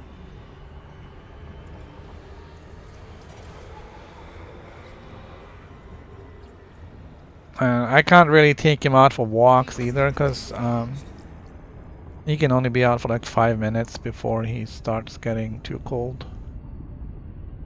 Frameshift drive And charging. I don't really want to carry him around. So It's just a quick trip out in the yard.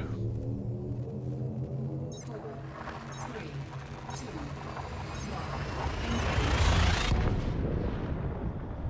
1. Oh, I found it kind of funny, and it's funny and it's not funny though. The poor iguanas are falling out of the trees. They are of course cold-blooded, so they get all their heat from the sun and the environment around them. Fuel scoping. And their activity level is based on their body temperature. And when it gets, I guess, down towards the freezing temperatures, they have zero activity. So they fall out of the trees. Oh, it's a sad, sad day.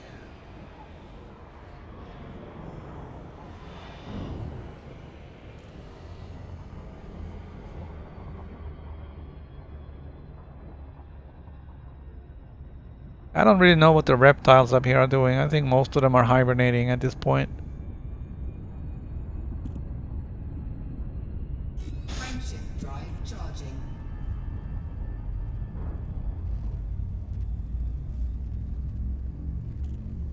I haven't really seen any snakes in a couple of months. They're all hibernating.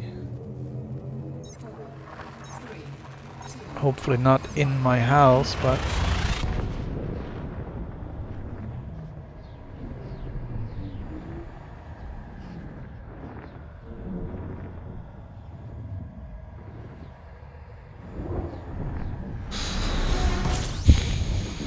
Alright, here we are, the Desiat system. Fuel scoping. We're gonna go see Felicity Farsair. So this is usually the first engineer that gets unlocked. And very useful one too. Felicity does thrusters and frameshift drives.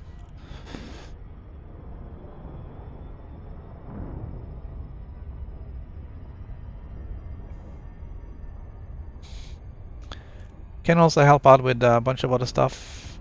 Power plant. Surface scanner. But the most useful stuff is the thrusters and the frameshift drive. It's just a matter of getting the grades unlocked. Which I have for her, luckily.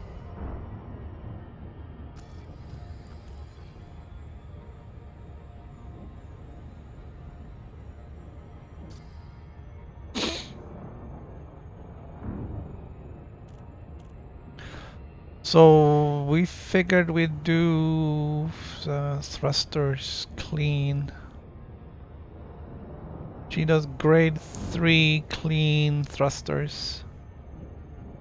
It should get me up to 12% improvement on the optimal multiplier. That is the one attribute that determines your overall thrust, the power output of the thruster, if you like.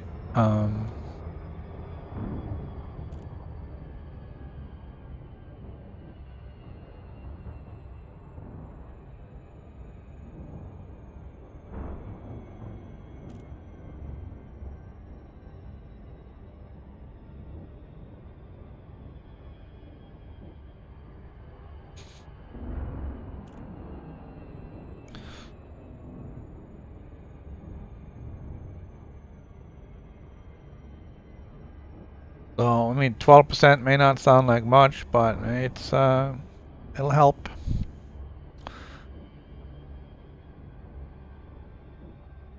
Grade 5 will give you up to 18, which is not a whole lot either, but if you're just looking for pure thrust and the dirty drive is the way to go, grade 5 will give you up to 30%. But it seems to me that there's more downsides to that than there is with the clean drive. The thermal load is much higher with the dirty than with the clean. And that means your ship is more likely to overheat.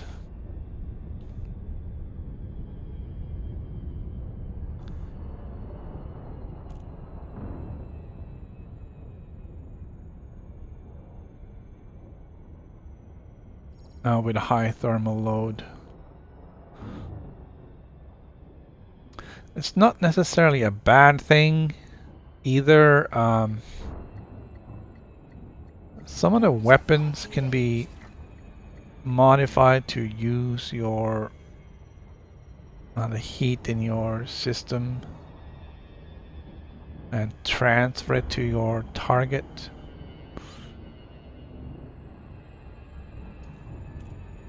But it seems to be a little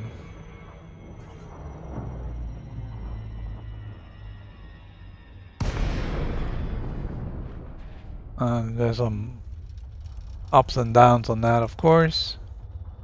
First, you have to hit. If you don't hit, then you don't get rid of the heat. And if you don't get rid of the heat, then you're gonna overheat.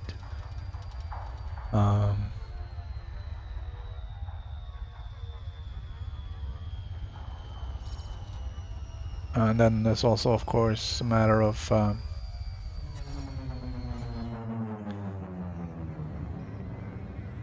how much heat you're actually getting rid of that way.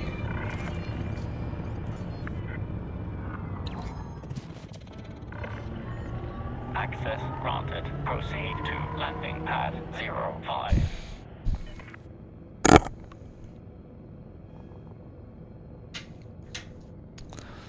Well, any wild animal seeking shelter in my shed right now will be trapped there for a while. Because of the wind and the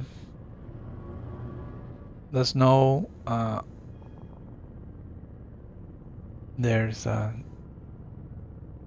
2 feet of snow covering all exits and entrances to the shed. So hopefully it's insulating it though, so it stays nice and warm in there for any mice or whatever that may have found their way in.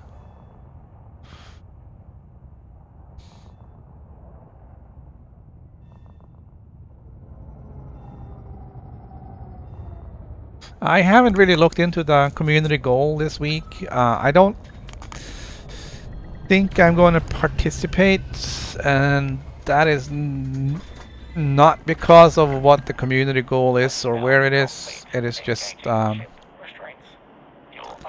because this week I'll be doing my own thing, you know, for myself.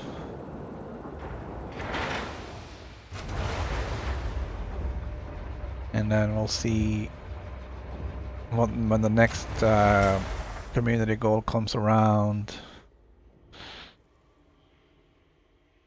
if that's something I want to do or not. I don't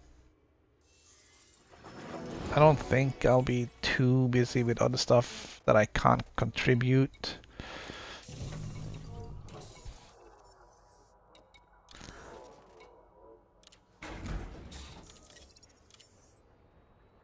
It's just I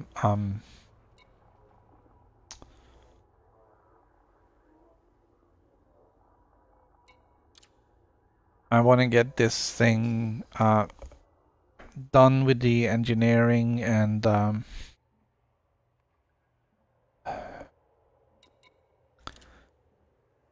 everything else.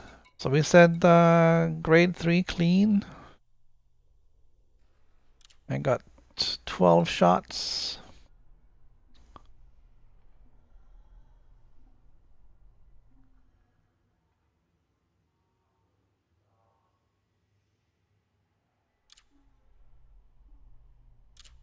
So we want the optimal multiplier to be as high as possible. Thermal load.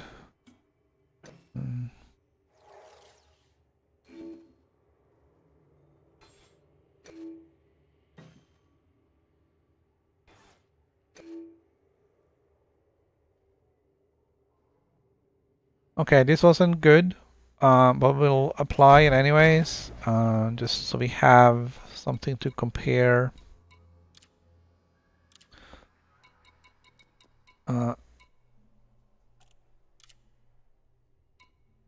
The rolls with. It wasn't horrible, but I mean, I didn't really gain much.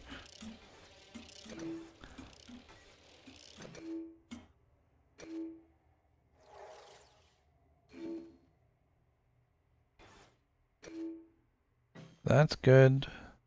That's not good.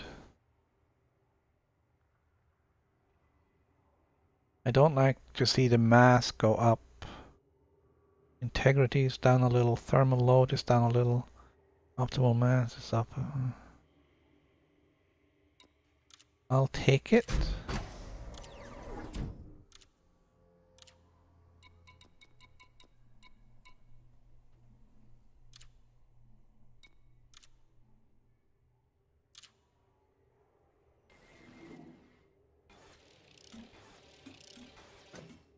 So now we can kind of see how much better or worse this thing really is.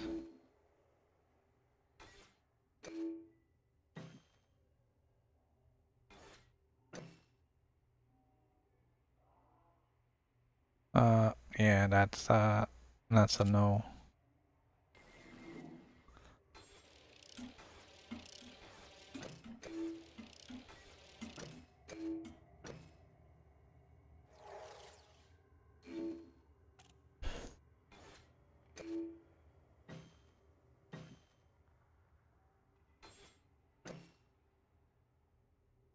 And that's a no.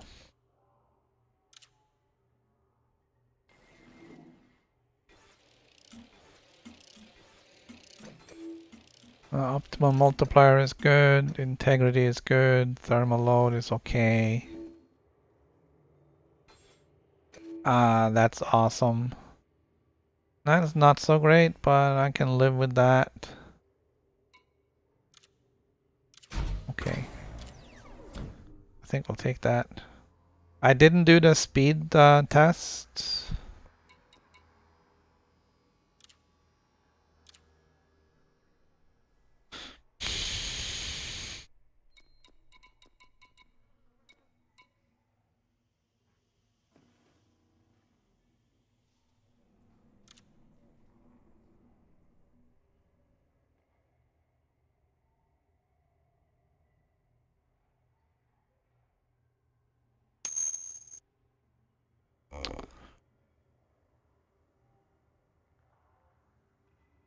No.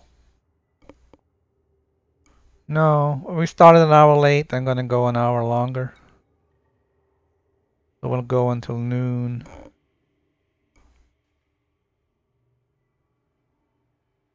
All right.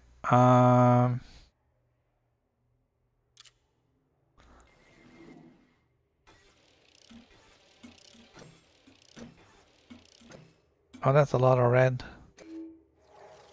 Optimized mass though is.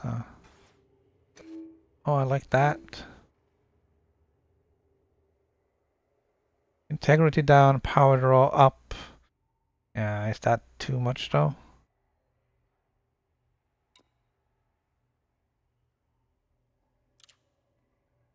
I'll take that. It is better.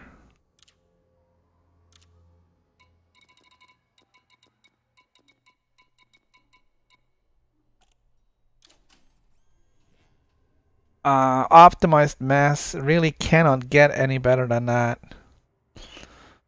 Integrity could get better, but that's... I'm not entirely sure really. So my understanding is the integrity is how resistant it is to damage taken from weapons fire, basically. So that's only an issue if you're attacked.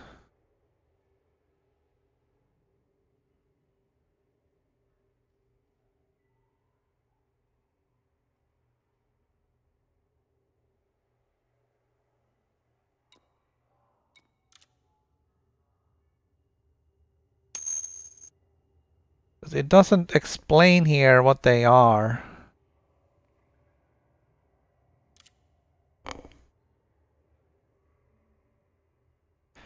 Yeah, I mean 2667 out of 2700 is pretty good. I'm gonna stick with that. And then we can go over here and look here. And I gained almost 2 light years on the max jump range. Because we were down at 27, so I gained about at least 1.5. Which again doesn't sound like much, but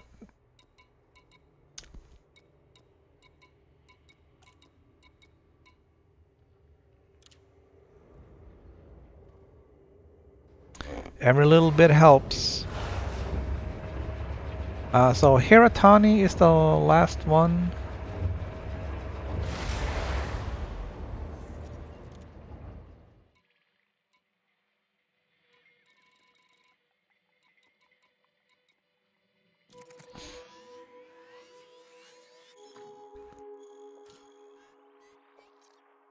And she's a long ways away. It's not too bad though.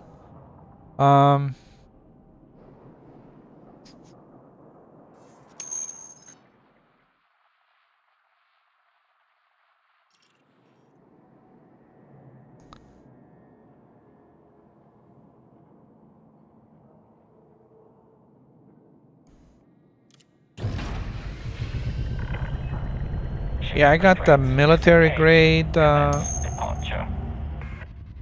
Landing gear retracted. hull.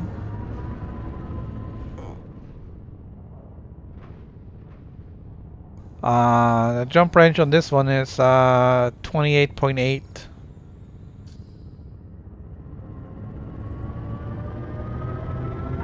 Which is about half the range of my Explorer Anaconda.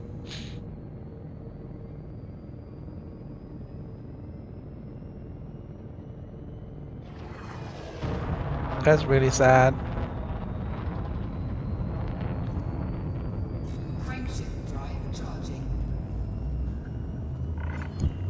4, 3, 2, 1. Engage.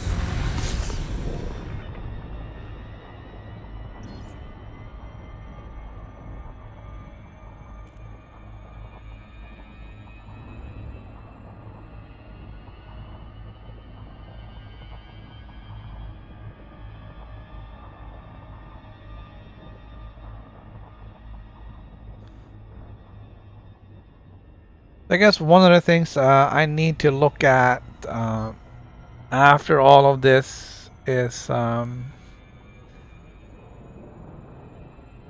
finding the materials for grade 5 improvements to the hull. So we have to see what Celine wants for that.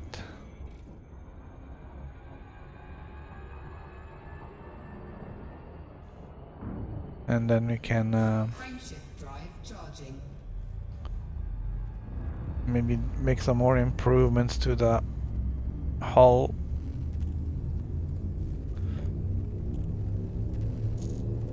But the lightweight that I did get was a very good roll. We did lose a good chunk of weight off the hull without losing armor.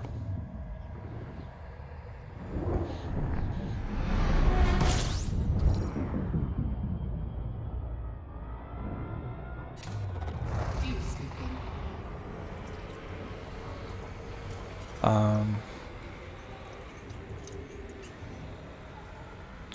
Yeah, I lost 4 points, I think, on the armor health.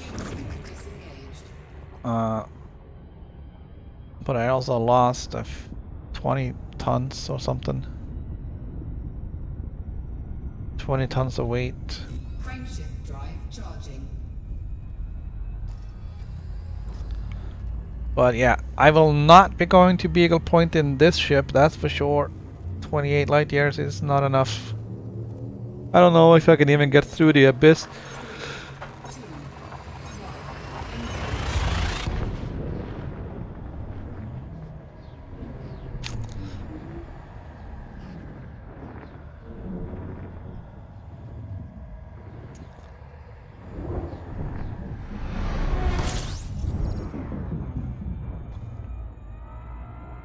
I don't have any plans of going to a Beagle Point on the PS4 at this time.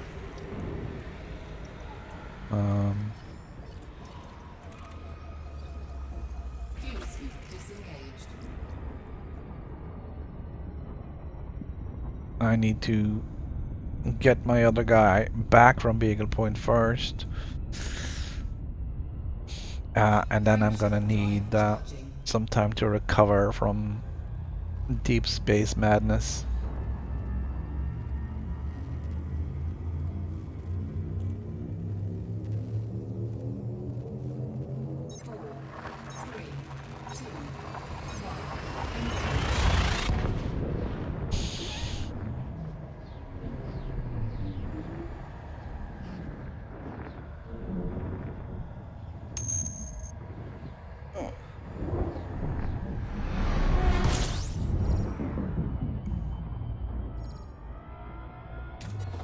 Fuel scooping.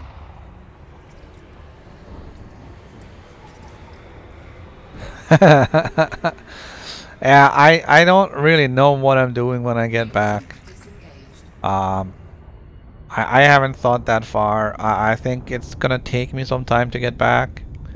I don't want to take too long. Frameshift drive charging.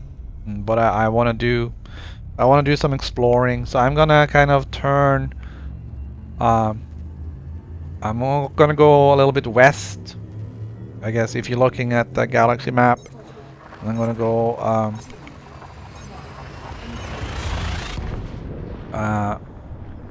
I found a star over to the west of Beagle Point. I have to go a little bit south to get, I guess, across the abyss, and then I'll go west a few thousand light years, and from there on,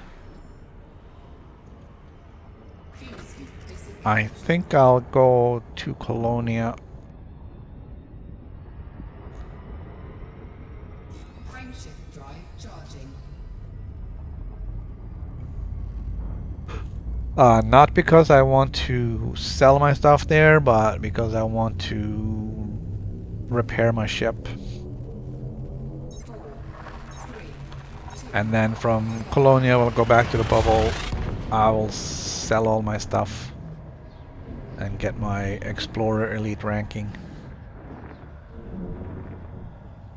Hopefully, that's the plan. But, I mean, at this point, it doesn't look like I'm going to be back in the bubble until some point in February or March. Fuel scooping.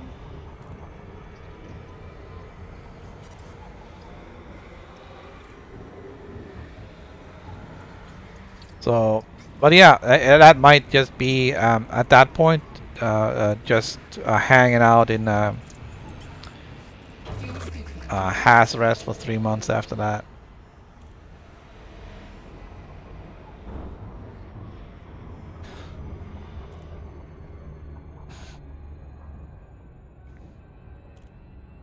Frameshift drive charging.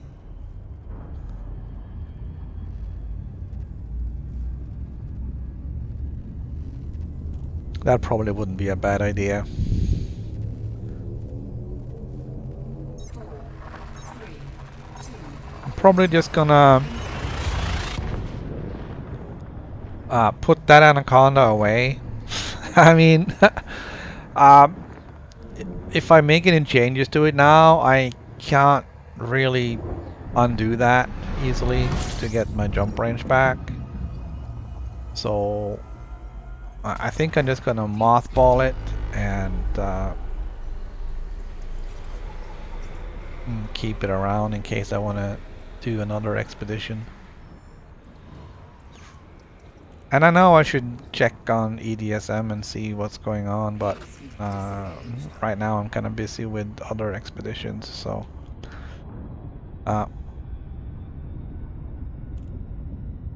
Frameshift drive charging. I don't really want to start planning a new one.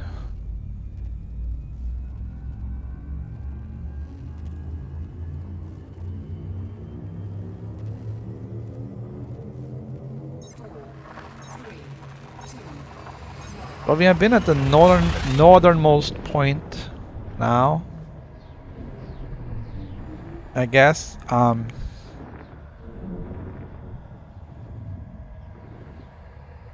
Alright, so I know it's confusing with north and south in the galaxy, but I'll show you in a second.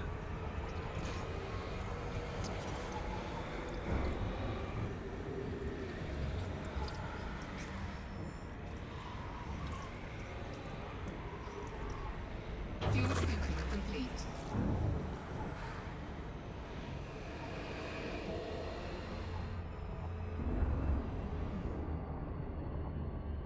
Alright, so galaxy map.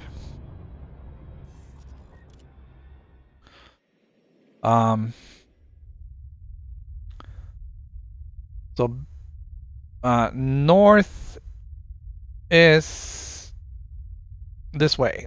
Alright, from the bubble to the center of the galaxy is north. So the northernmost point is then up here. This Beagle point is up here somewhere.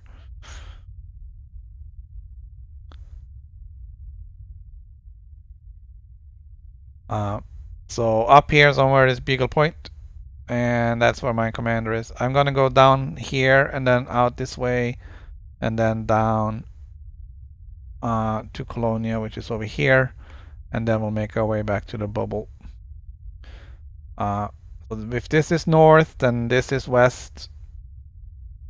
It would be kind of fun to go out here and find the westernmost point, and also out here to the easternmost point. I know it is mapped in EDSM, which is, you know, the most western reachable star.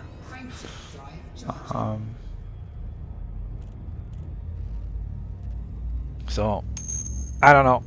I might just go to the most western star right from Colonia since I'm out there.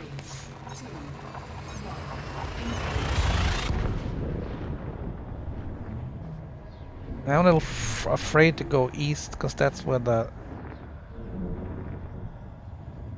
Thargoids are. Although I guess that's technically southeast, but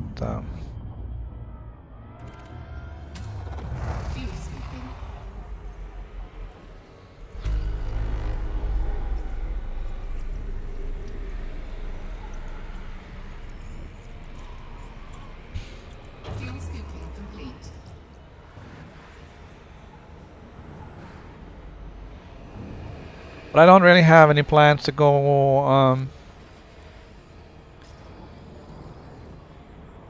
exploring much more with my PS4 commander here.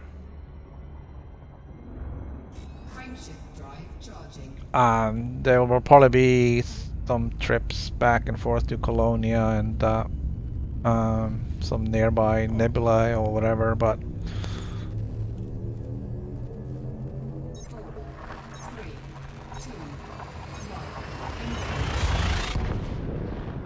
I think any further exploration will probably be on the PC. Mostly because of the third-party software that you can use with that. with ED Discovery and a tie-in to EDSM, which gives you additional information and tools for tracking your progress.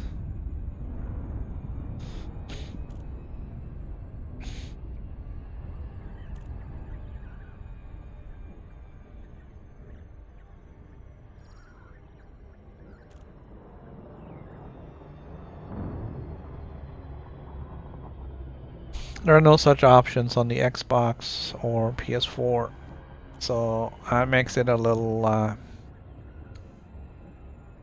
bit more useful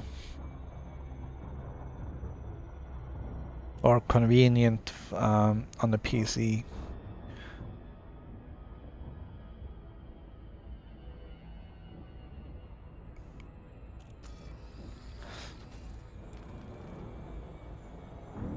Alright, so I need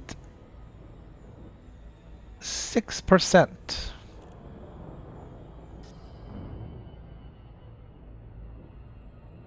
on the power plant.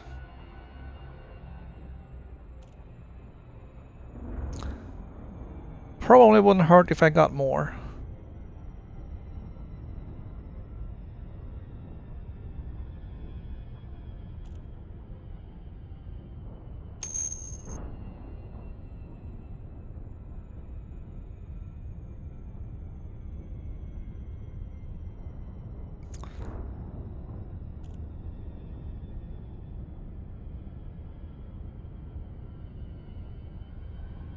Yeah, well,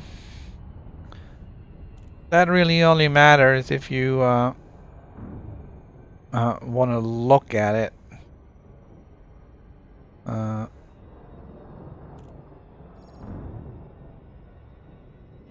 flight engaged.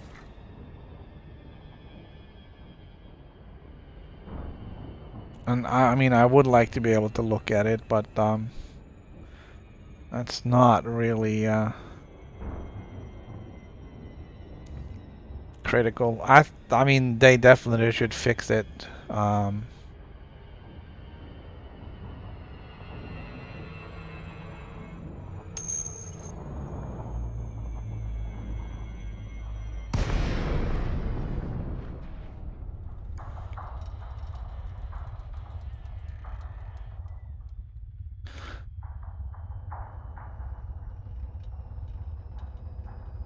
Yeah, I think there's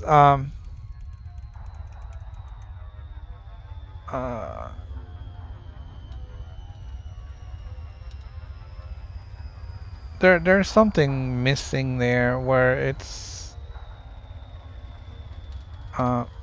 difficult to know where you've been and where you haven't been.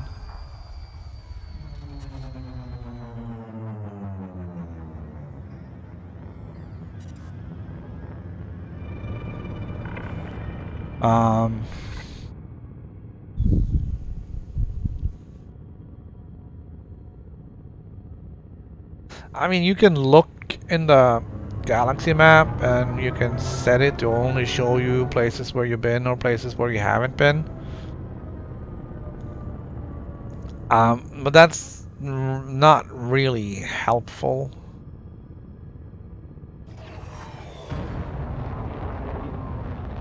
Or at least not helpful enough.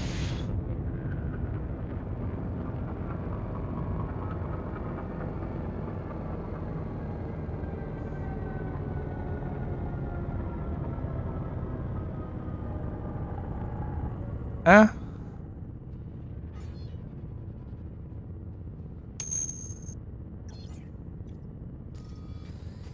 That's weird.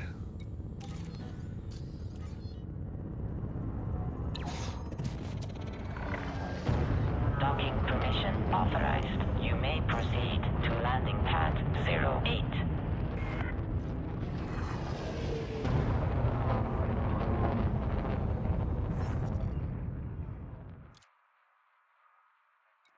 There is this option where it will show the visitor stars in blue and the not visited stars in red. But it's not really particularly useful. Landing gear deployed. Um,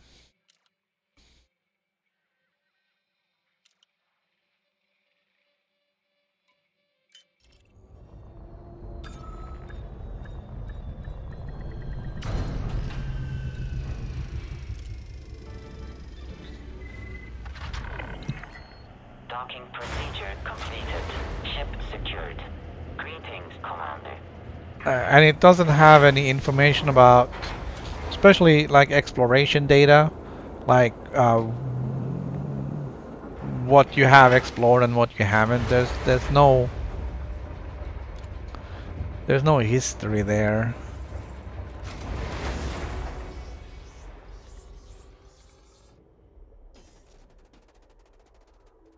There isn't even stellar cartography here. Alright, we're gonna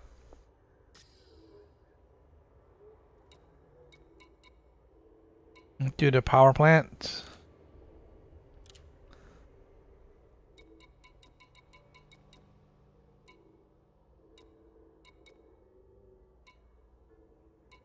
Oh, that's not great.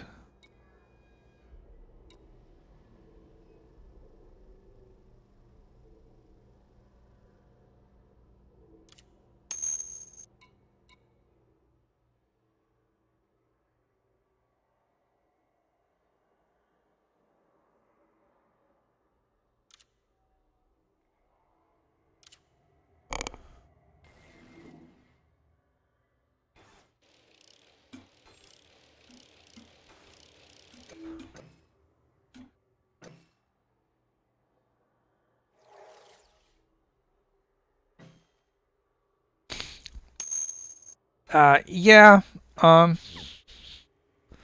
assuming you're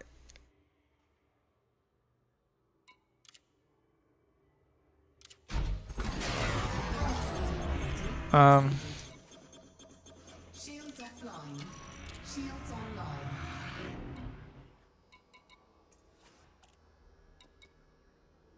all right.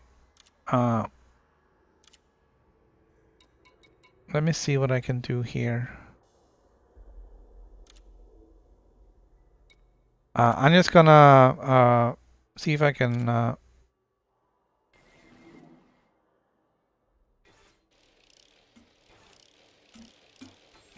get higher grade unlocked here.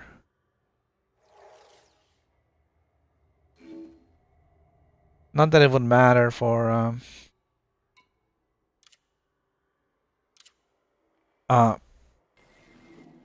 the power plant at this juncture, but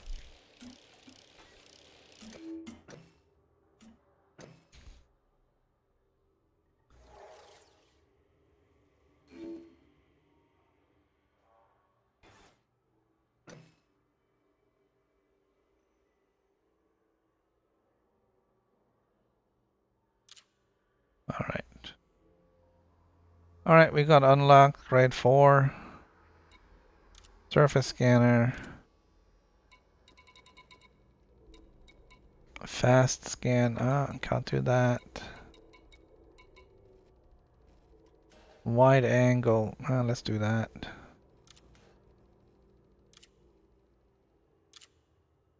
I'm just gonna generate this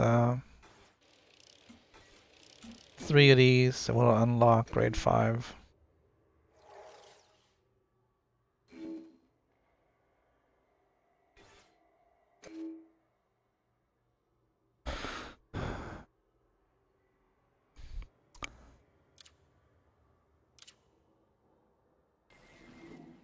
It would be more useful if you could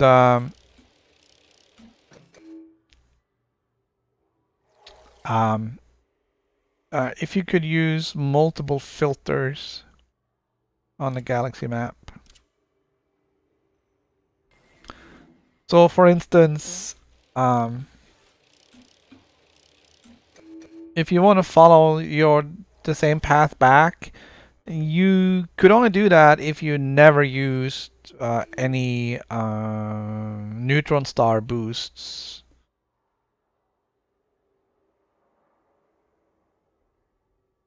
Because you can't reverse, you can't go back on those. Was that 2 or 3?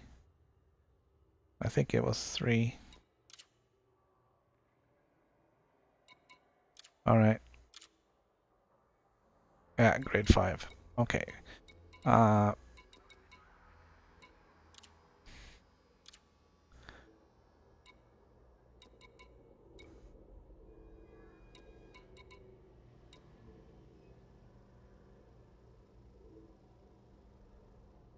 Yeah, I don't need less power. I need more power.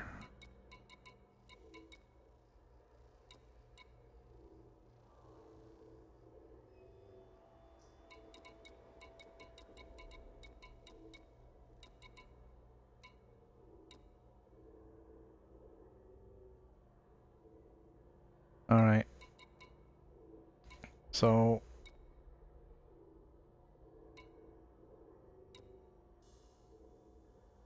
conductive ceramics and tellurium. We'll work on that. Not today, but you cast and generate. Okay.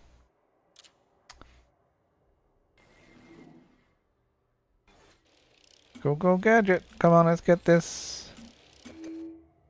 More power, more integrity, improved heat efficiency. Secondary effect's gonna ruin it. No? Mass down. Integrity down.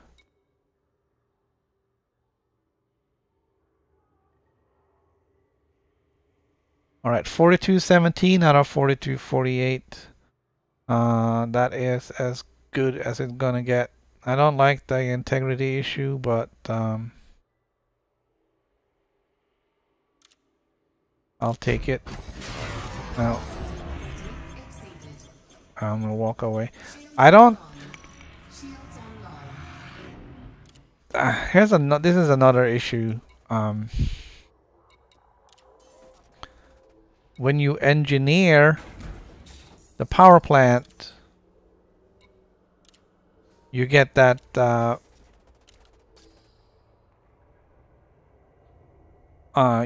warning saying that your shields are down and then they're coming back up, and then suddenly they're back fully charged, which I guess is fine. But when you replace your power plant, you don't get that. So basically, you take the whole power plant out of your ship and put it new one back in. Power isn't disrupted, which I don't understand why.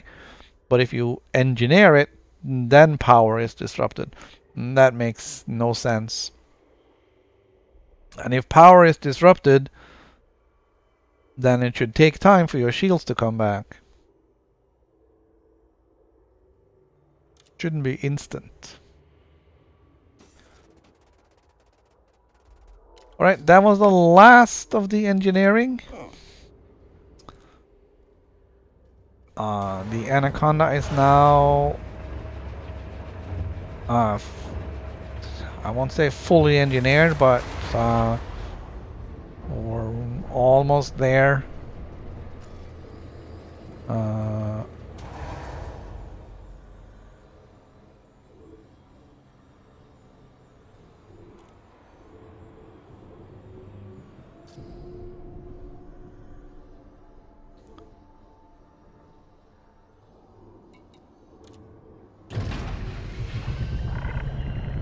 Ship released. Departure authorized.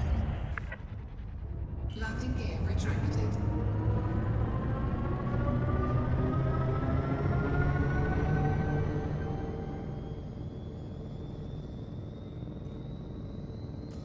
We got everything is max size. Everything is A rated.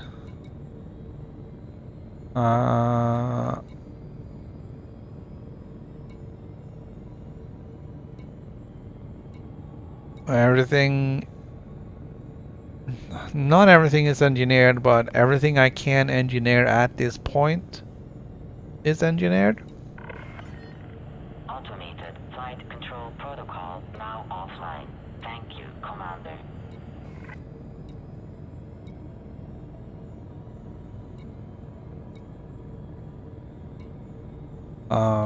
The fighter hangar, I don't think there is engineering for that. For that and the planetary vehicle hangar, I don't think there's any engineering for that. There is for life support, but I need to unlock the guy for that. And there's also engineering for point defense and heatsink.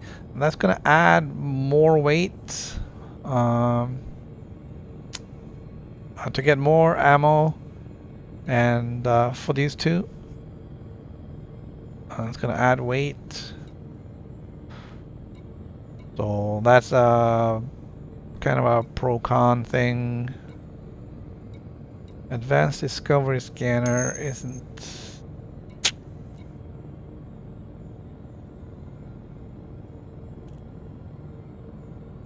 Yes. I think I went for the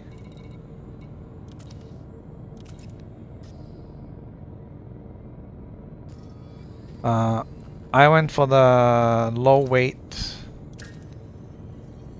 high power use rather than the other way around.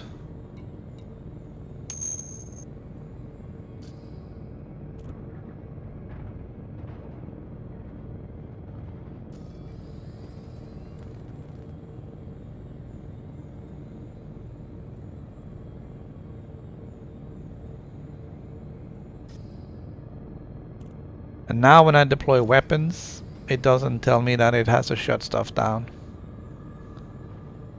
So that's good.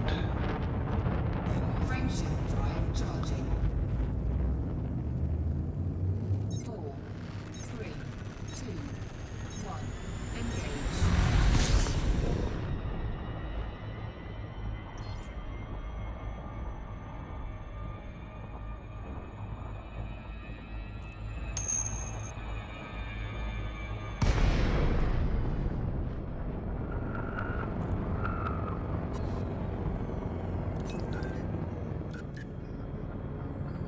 All right. With 2 pips on weapons, I can fire for, let's see how long I can fire.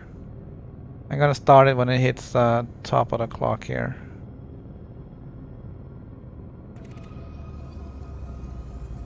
And of course, hold on. I'm gonna do that 10.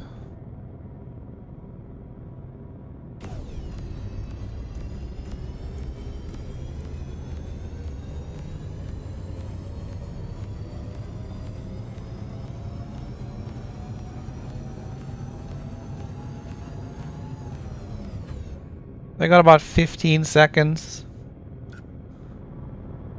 at 2 pips.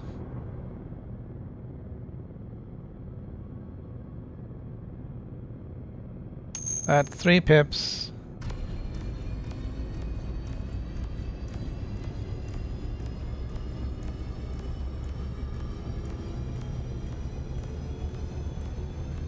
Alright, at 3 pips, it's not gonna be infinity, but it's gonna be darn close. That's 20.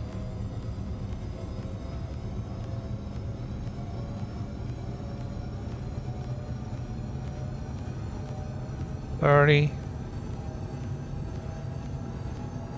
$35. Almost 40 seconds on 3 pips.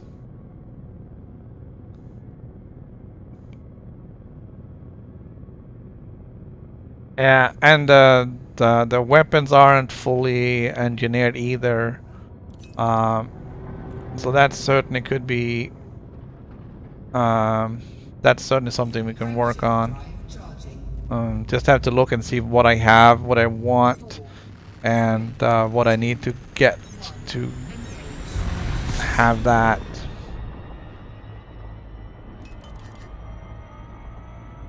But it's good to see that I can basically go with 3 pips on weapons, which gives me 3 pips I can spread out on system and engineer or and engines.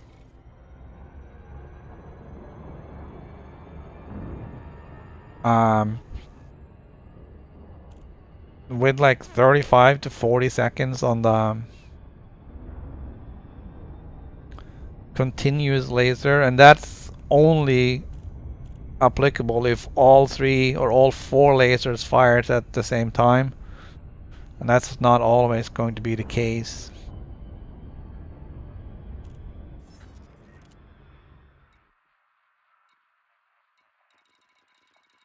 Alright, the last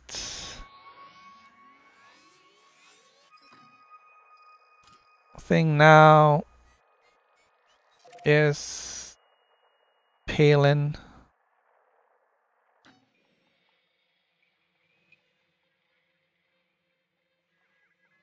Wow, looks like these things are slow at getting repaired. So the red ones here, it's damage stations, and these yellow things are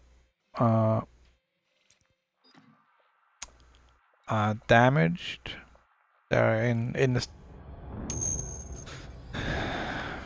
the progress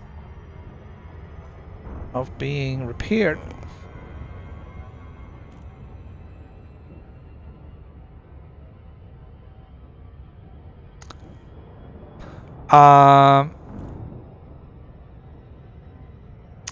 I am going to start the process of unlocking Palin. I need to get 16 more sensor fragments, I think.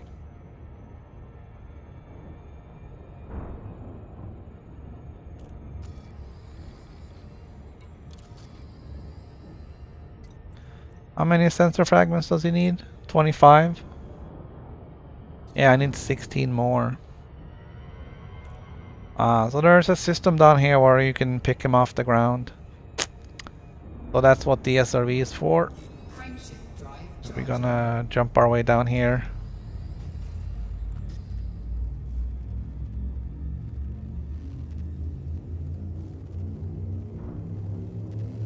We're just kind of hoping we're not running into the Thargoids down here, but who knows.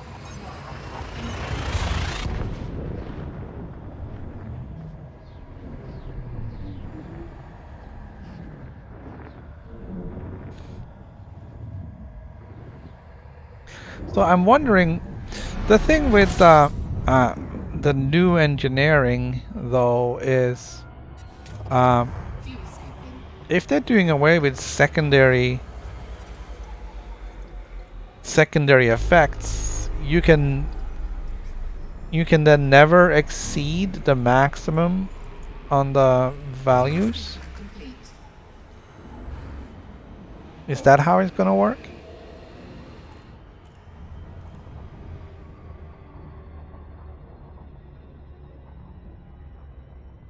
Because you know how now it says, well, you get a 20 to 30% increase. That's kind of the range you're getting for a certain engineering thing, right?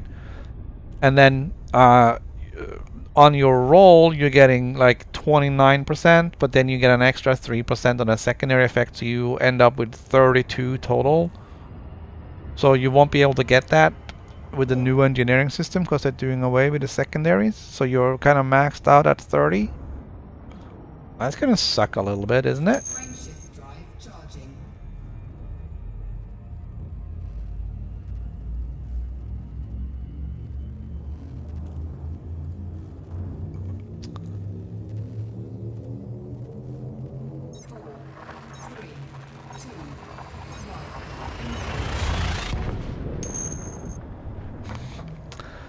So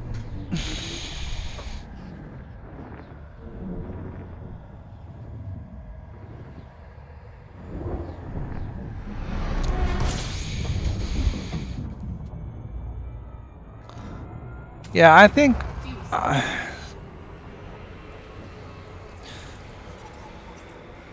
it kind of sounds like we're gonna lose out on the god rolls where you'll no longer be able to uh, go beyond what the limits are. Um, Usually when you hit the jackpot, you also may take um,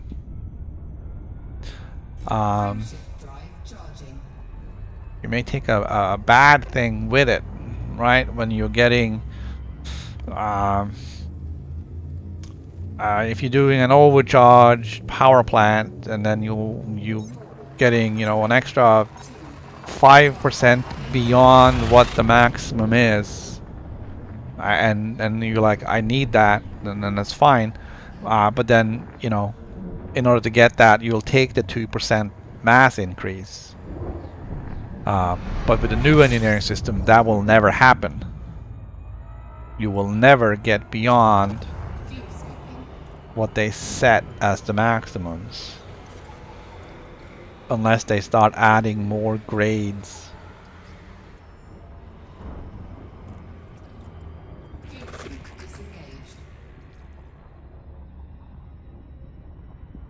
And I mean, if that's the way it's going to be, then I can understand people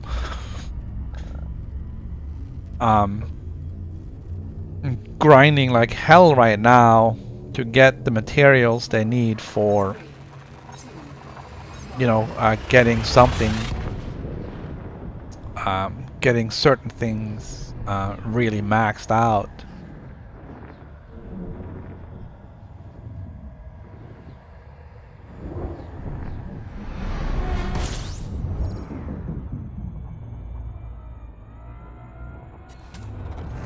You know, like an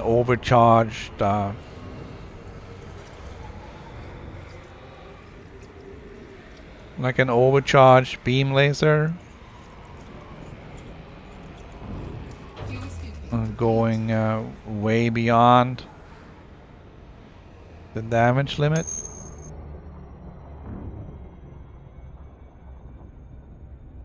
I'd take that. I'm having a problem just getting the materials for doing that stuff.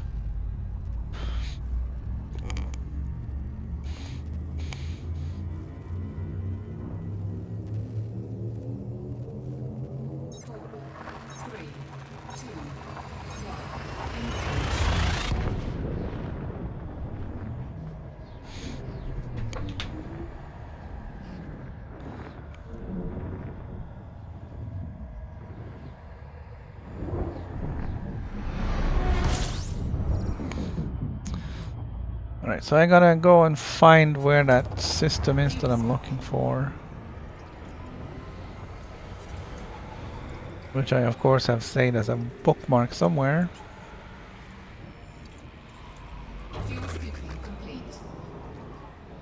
Although we'll have a look at that. Just excuse me for a minute while I browse. Sensor fragments.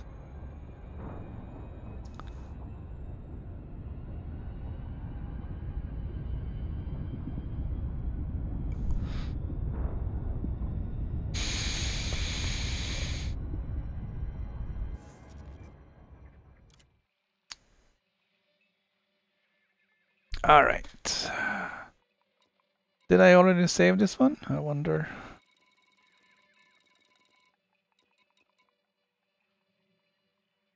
No, that's a different one.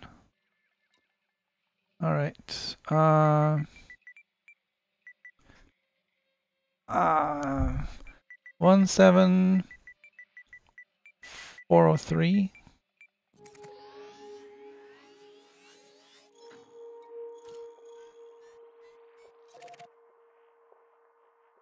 It's a little bit past my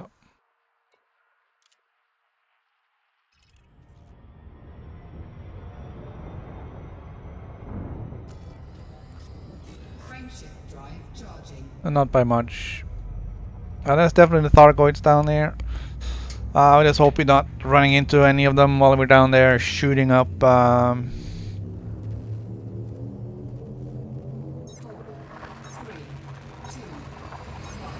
2, the sensors.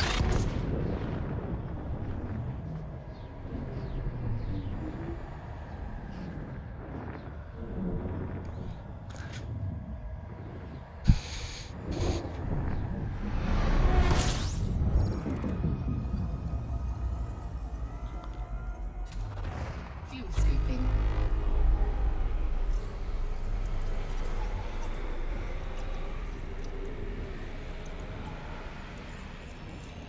Fuel scooping complete.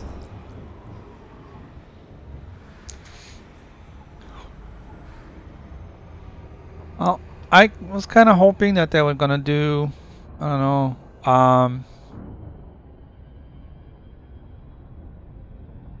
so they got 3 upgrades planned for the year. Charging.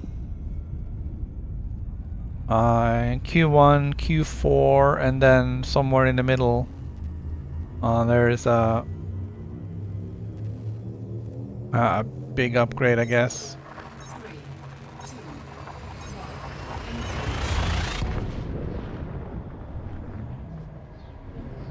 1. I don't know. I thought it would probably be a little cooler for us with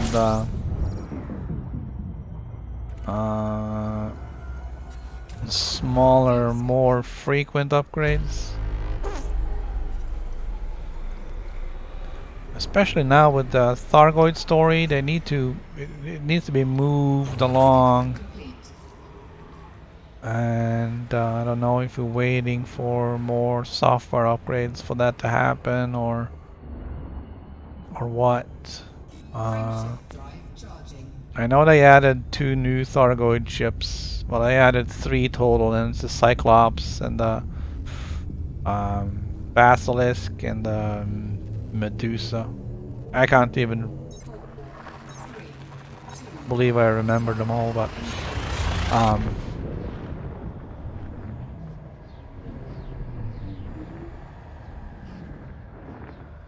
I don't know. It feels like the story is moving a little bit too slow. I mean, right now we got the stations under attack down here in the Pleiades.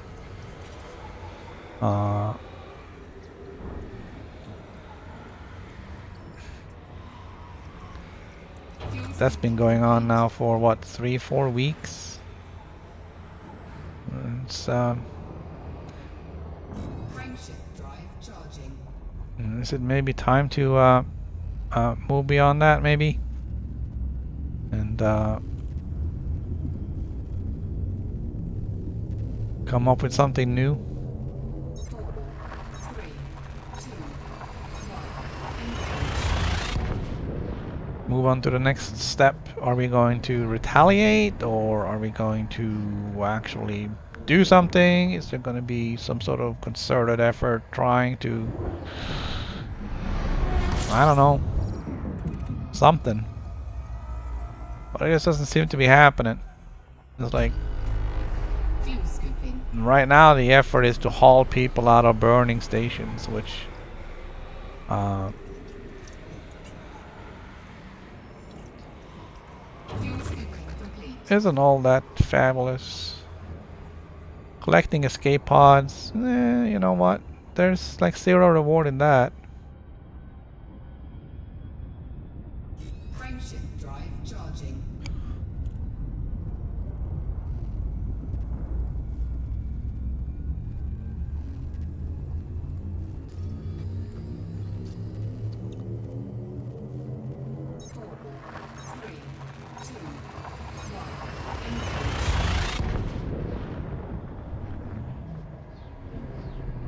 Right, so my next step here, we're gonna see if we can get there. I don't want to go much beyond the top of the hour here.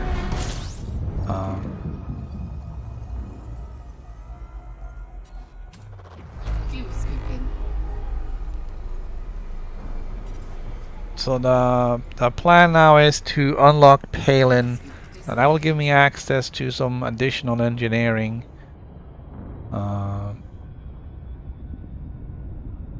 Not that I really know if I need that right now, but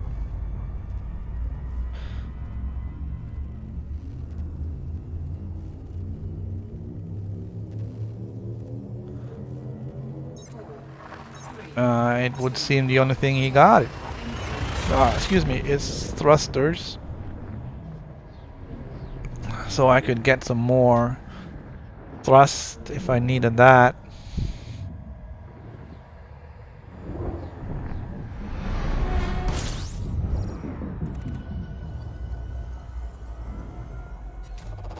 Fuel scooping.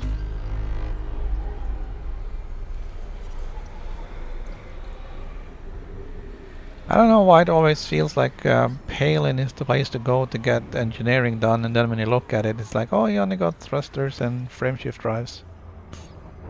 Fuel scoop disengaged. Frameshift drive charging. But it's time to get that guy unlocked, and then we're gonna do... and I had to work on the combat rank to get Lori unlocked. And Bill Turner is another one, I guess. So there's a little bit of grind to that, but we're gonna have to do Palin first. Fuel scooping.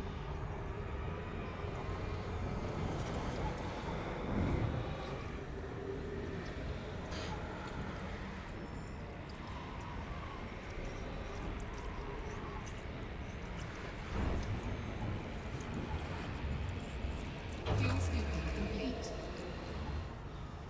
Warning. All right. Temperature critical. All right, we're getting a little hot.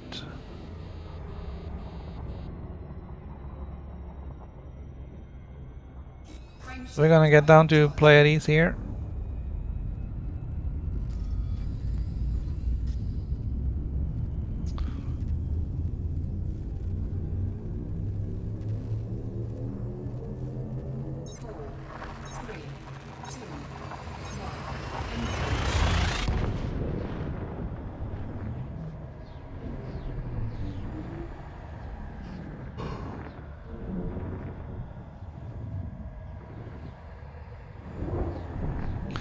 We're just gonna get down there and we'll see about finding that Fuel scooping.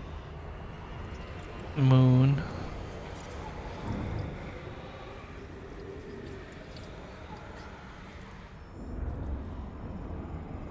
Fuel scoop disengaged.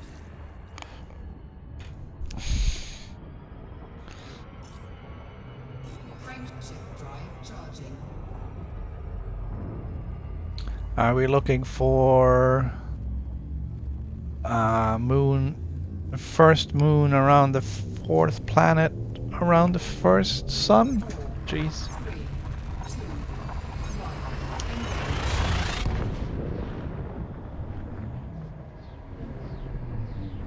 1. Primary star, fourth planet, first moon.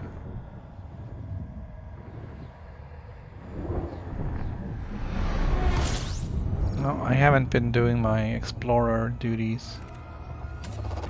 Fuel scooping.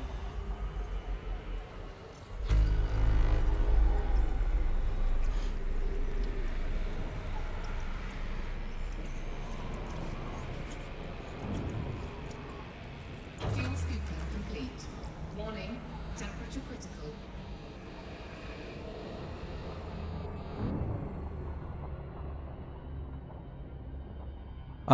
Did I put... Yeah, I did.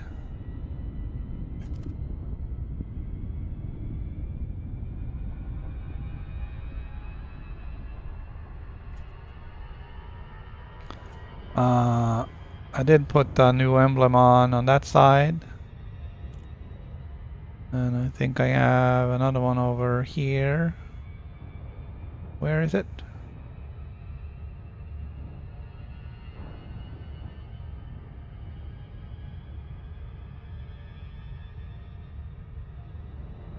There's one over there, and there should be one on the other side as well. Although one of them is not elite yet. Frameshift drive charging. Gonna take some time with that combat one.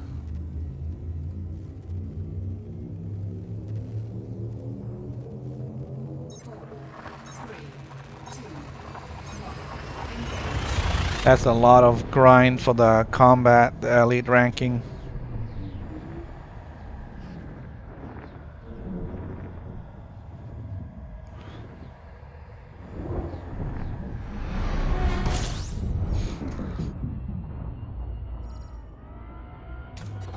Fuel scooping.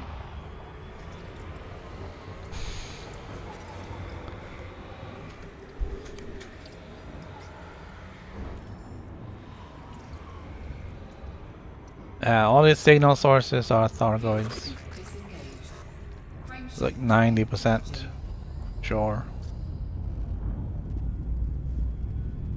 Alright, we're gonna jump to the system, we'll find the moon, and then at that point we're gonna wrap it up. We'll pick it up next week.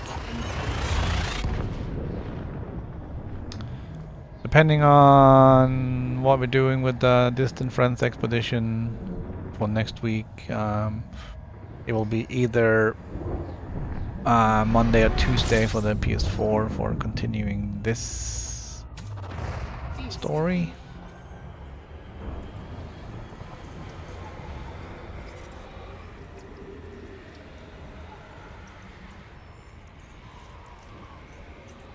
Fuel scooping complete. Frameshift drive charging.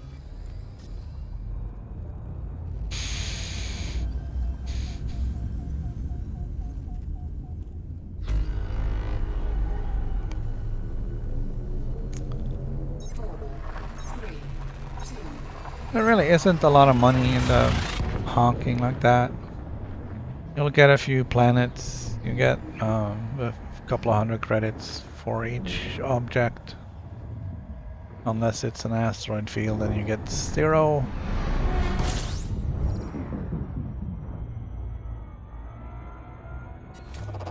Fuel scooping.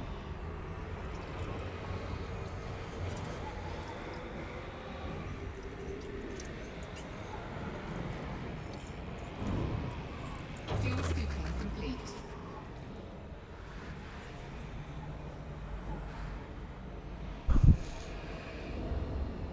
Come on, one last jump. Frameshift drive charging. Are we gonna get hyperdicted on the last jump?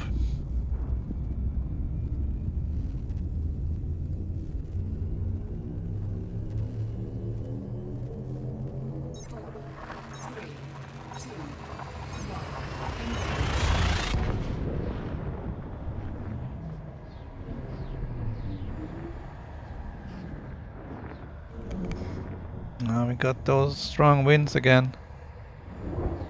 It's howling outside. Alright, here we are. Fuel scooping. Fuel scoop disengaged.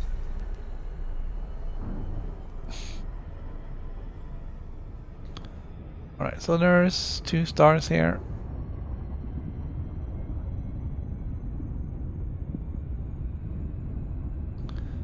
I kind of wanted to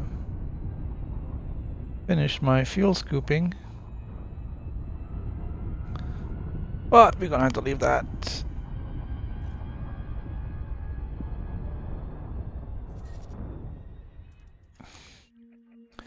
A4. Oh, hey, look at these.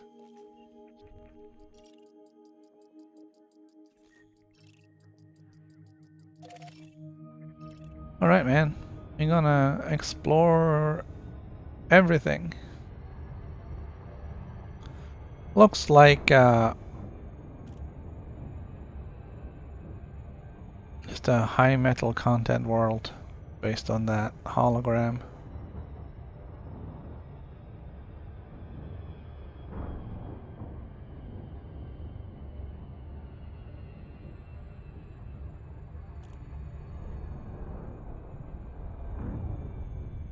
The Thargoid there on my left. Pretty sure of it.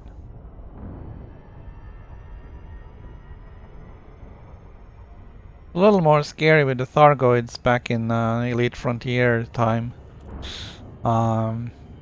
Because you couldn't see them until they were right on your tail.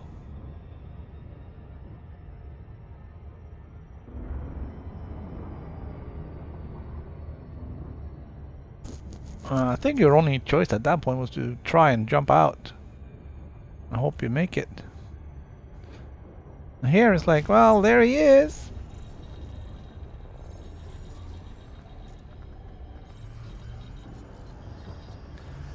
We did get the fast scan, so we should be able to scan this pretty quickly. Yep.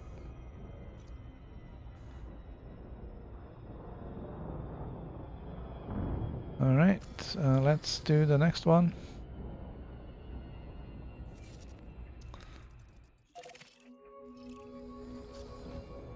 That's also a high metal content world. Alright, we're not doing that.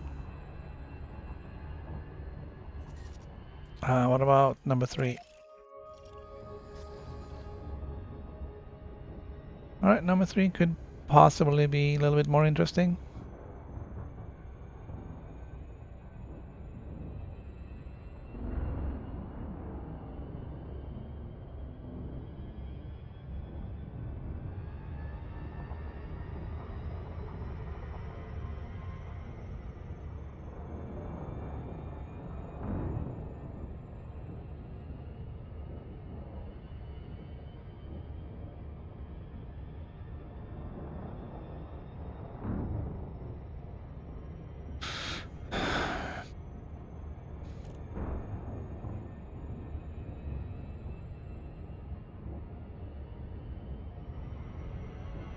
Ah, damn it, I forgot to brake.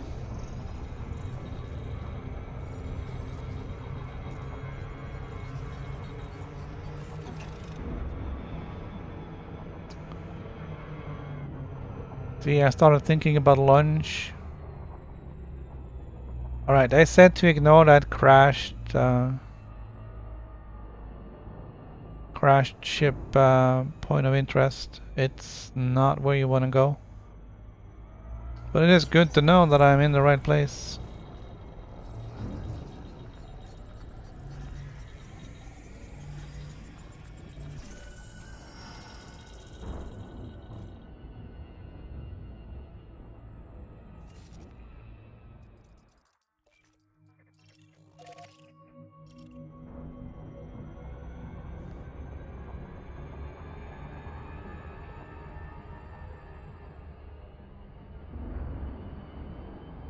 Right, this is the 4th planet. It has 1 moon, which makes it very easy.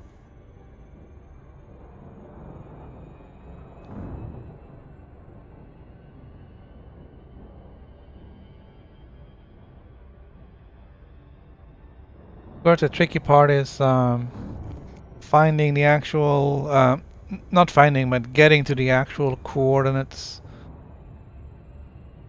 There's always going to be some fiddling around, trying to get into the right spot for that.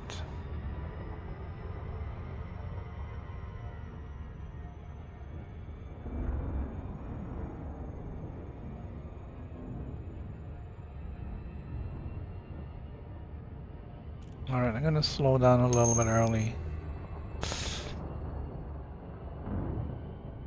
A4A.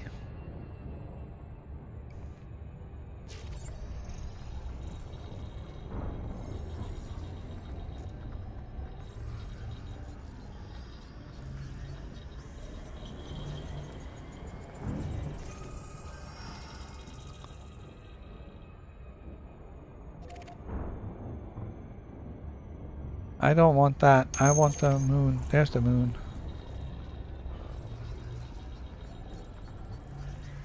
Yeah.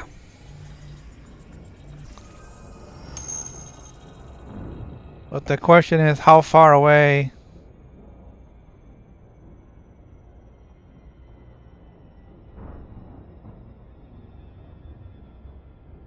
It says minus 34, minus 141 in my my data here. So that's what we're going for.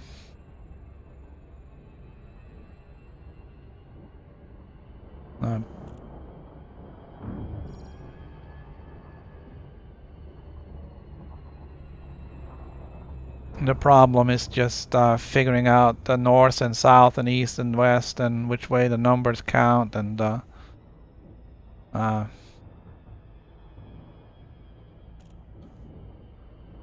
yeah, thought I'd go inside right here.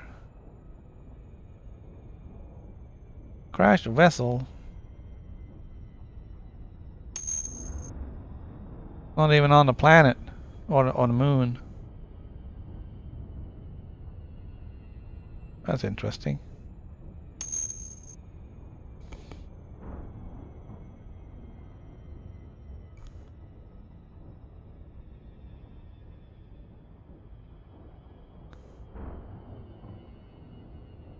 Yeah, what's the top?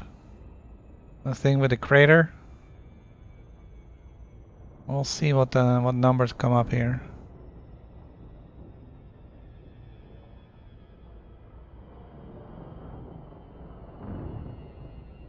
I'm gonna try and work it out before we get too far in, so we can actually have some velocity. A minus 10,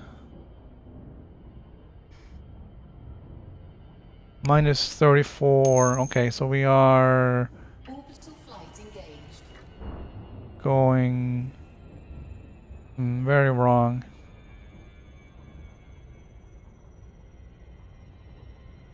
Alright, so this is north.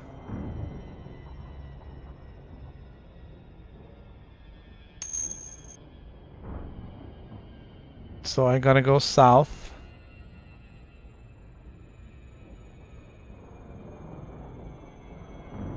Because I need minus 34, so let's go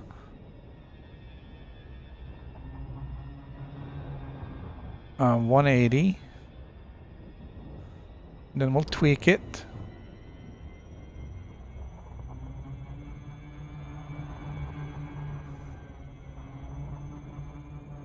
Alright, here's 180.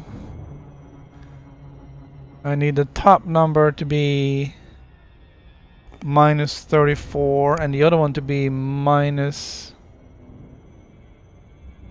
Oh, jeeps.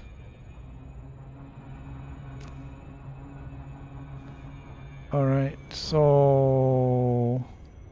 one... And that's the wrong way. 180 plus 45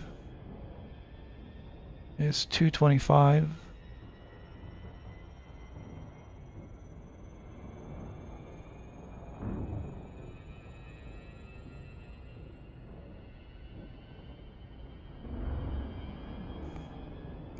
And then we're gonna go 270.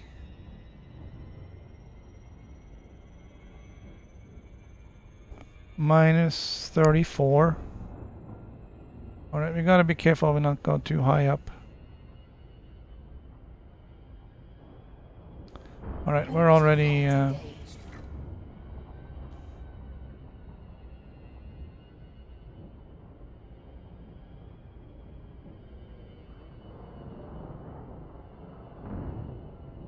Orbital flight engaged.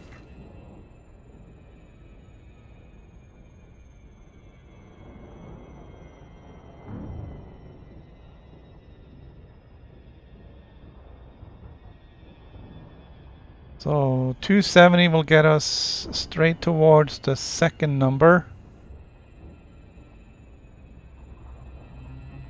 And we gotta go a little bit 260-ish to get the minus 34 back.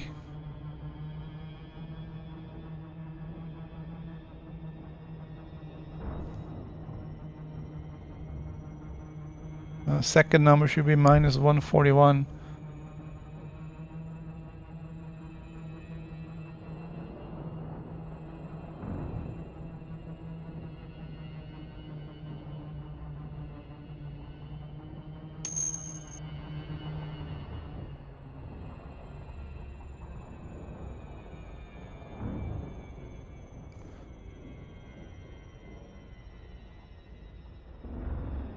Okay.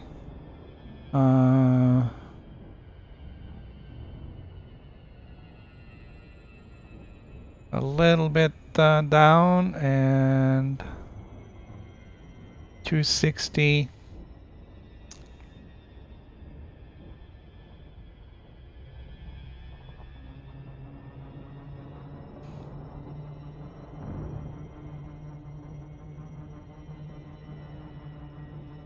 So now it's just a matter of cruising until we get the numbers right. We're halfway there on the second number. And we're at minus 30. We need the minus 34, minus 35. We're getting closer on that one as well. Somehow we're eking to the side. I'll keep an eye on that. Alright, that's 31.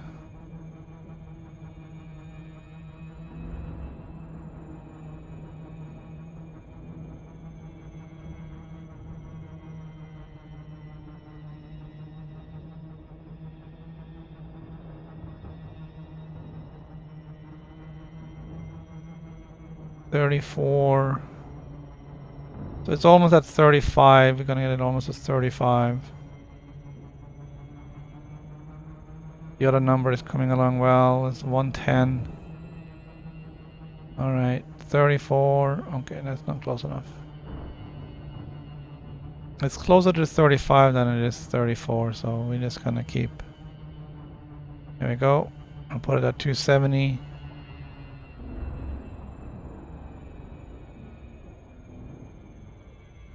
Gonna get it up to about 140-ish, I guess, before we start really dropping. I don't want to have to fly too far on the glide or just manually. Of course, we can always dismiss the ship and do some serious SRVing. 35, okay.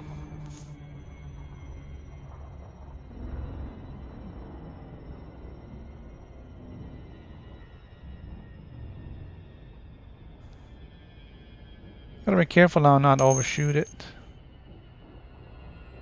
There's a crater. If I'm not mistaken, it was supposed to be in a crater.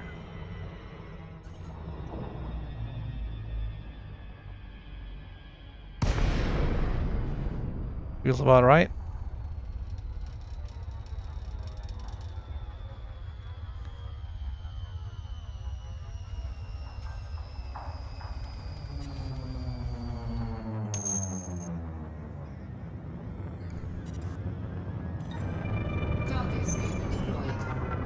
Okay, don't need the gear.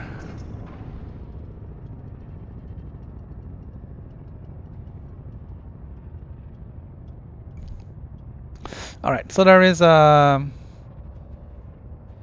It should be down here in the crater. About a 1/3 of a G.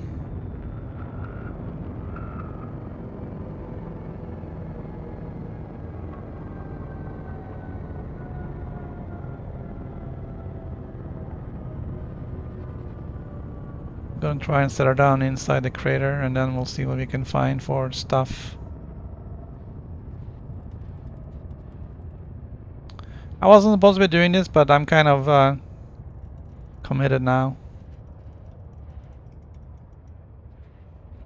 I mean, there's definitely something there, like right there.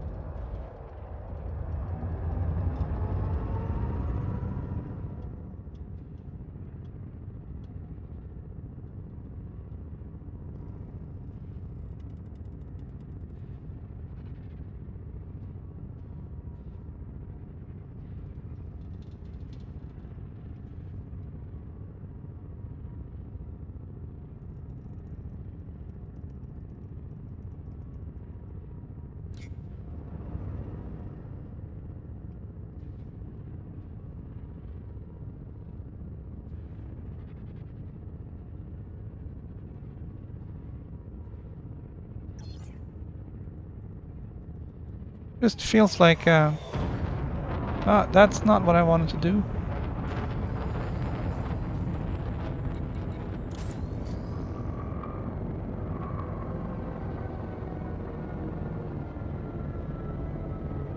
Of course, now the problem is I'm going too fast to actually see anything. So there's that mountain. I think I want to park in the light just so I can actually see what I'm doing. There's my shadow. Hello.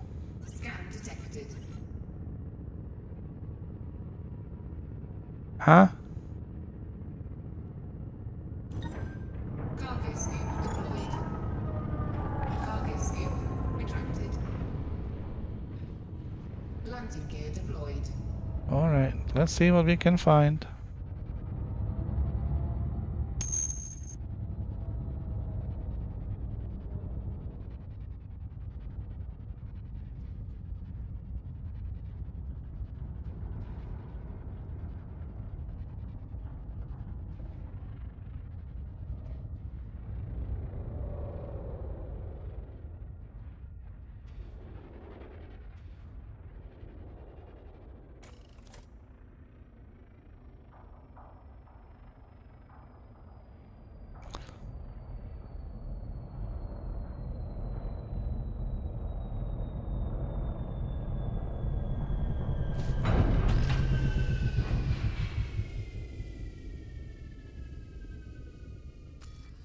Yeah, if you're trying to freak me out, it's not gonna work.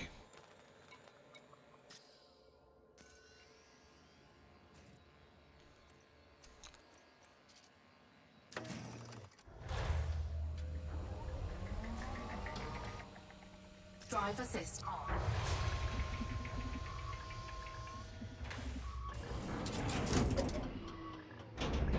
Low gravity warning.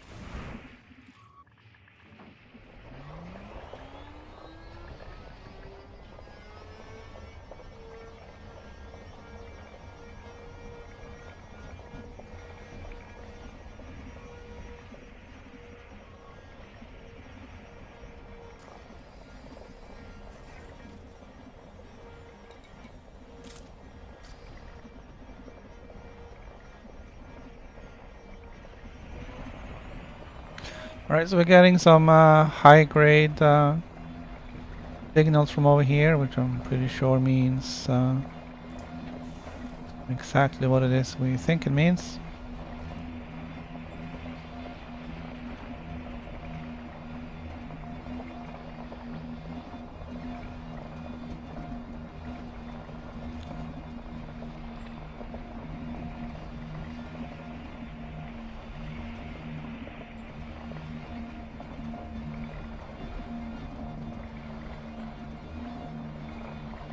Alright, I'm not really too thrilled with driving into the sun here, but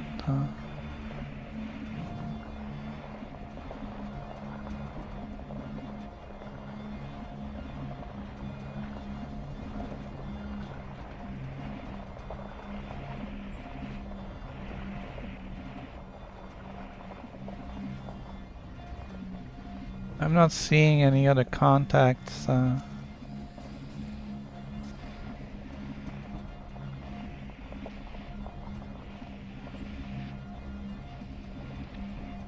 Alright, so I'm looking for some sensor stuff, I guess.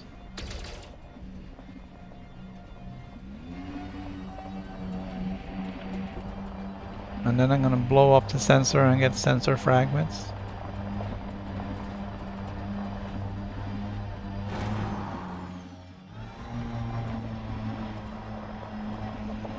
Yeah, of course the stuff is gonna be on the other side of the mountain.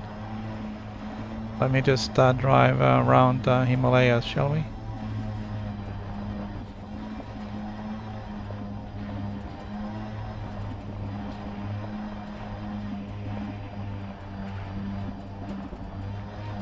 I guess the point is that once you find it, you can just relog and get your stuff.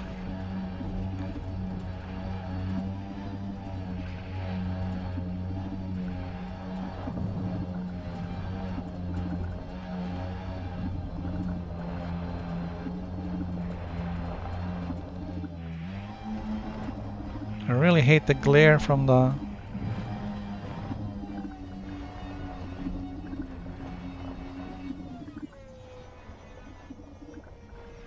Really hate the glare from the sun. It's making it difficult to see.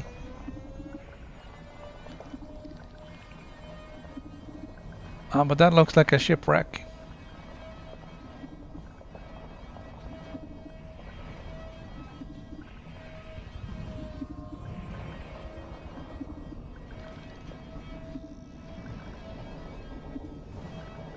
That's Commander Menandil's ship.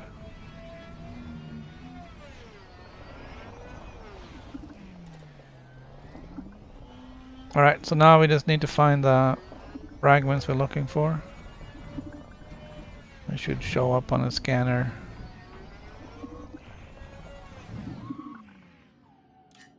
Okay. Like that one. Oh, wait a minute, that is a sensor fragment already.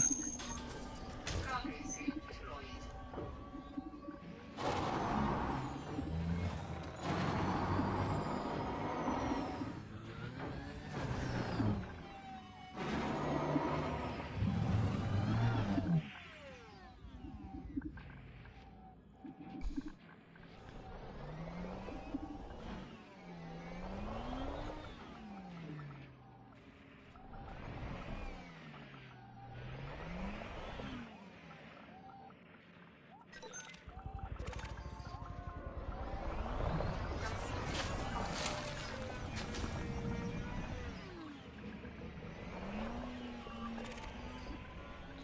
Yeah, I don't need the animal meat.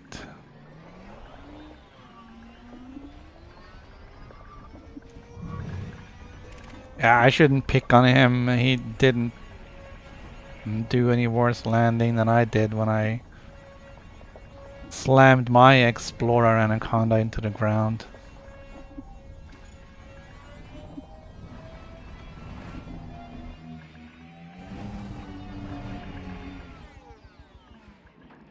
If nothing else, he at least got there before he crashed.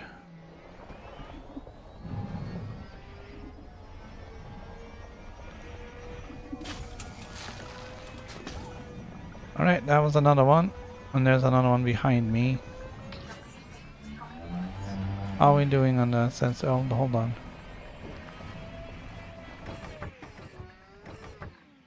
Alright, that's the brake. Inventory, materials, sensor fragment. Alright, I need 10 more.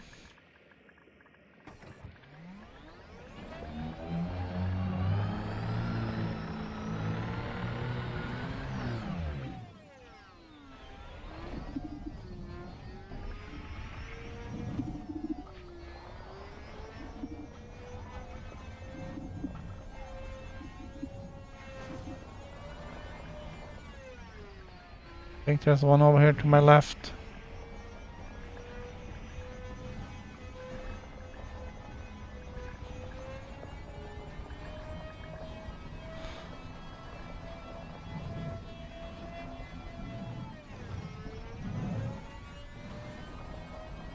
More left there, I guess. There it is.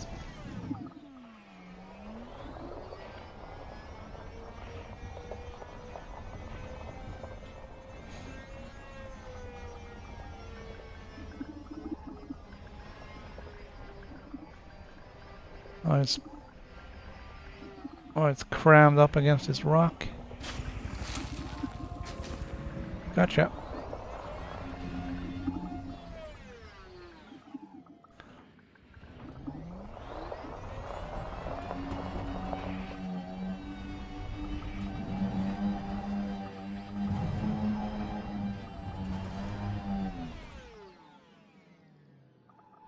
I think I stopped right before a big cliff there, huh?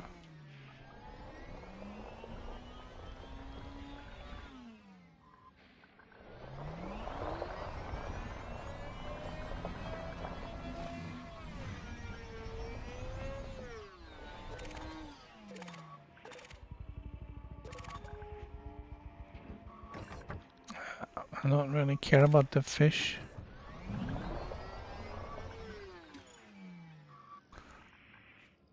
Alright, I'm gonna log out and log back in solo, I guess.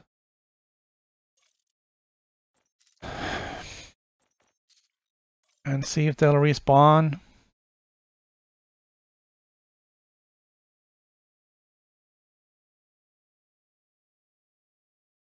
Drive assist on. Scan detected.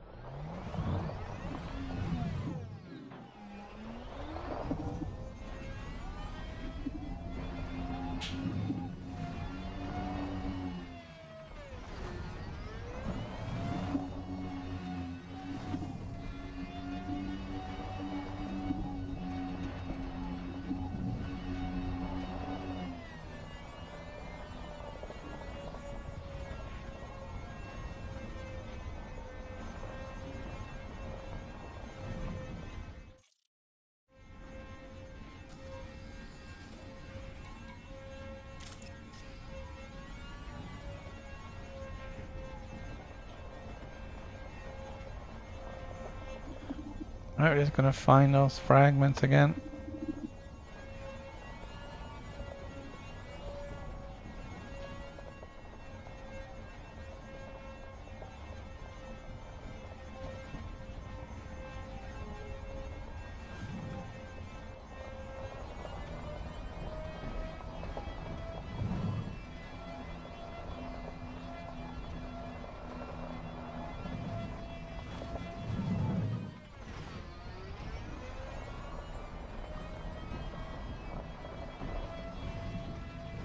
That was just a fish and what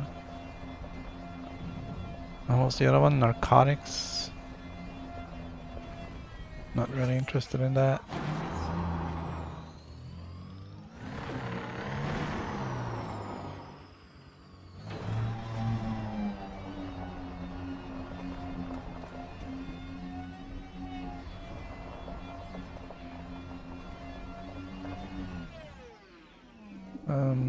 Not seeing them respawning.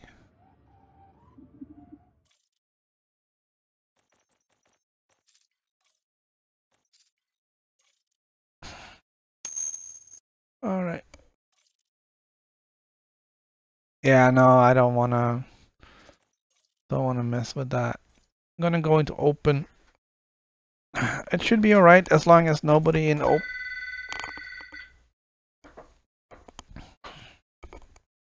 Drive assist on. Scan detected.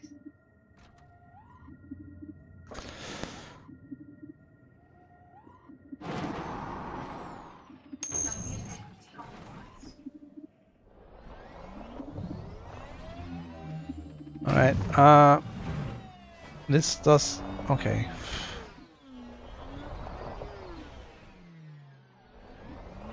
I was gonna say that it didn't look good because I was glitching through the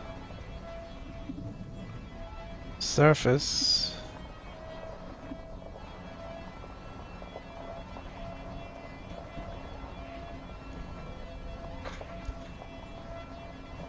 That was probably just a political call. I'm getting so many phone calls. I have like a spam filter thing on my phone, so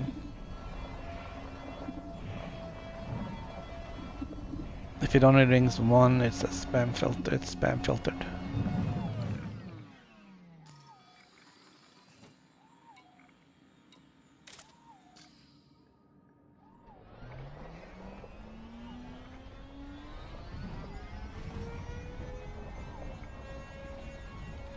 Okay, I'm not really thrilled with not finding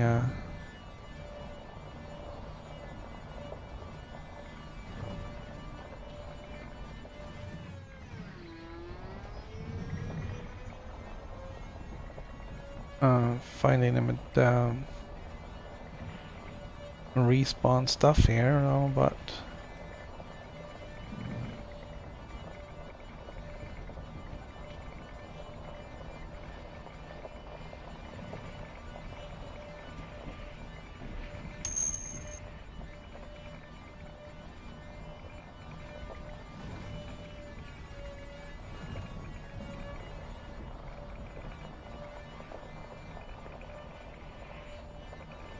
Yeah, I just did.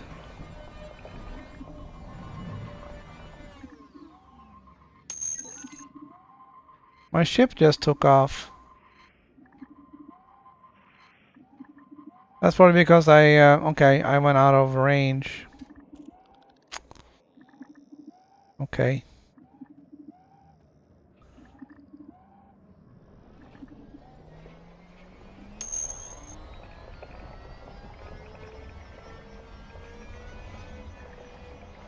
I went from private to solo to open, and there's still nothing.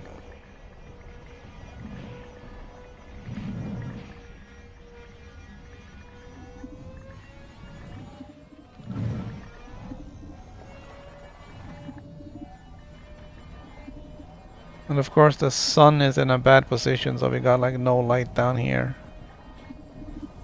I can't see anything even with the lights on.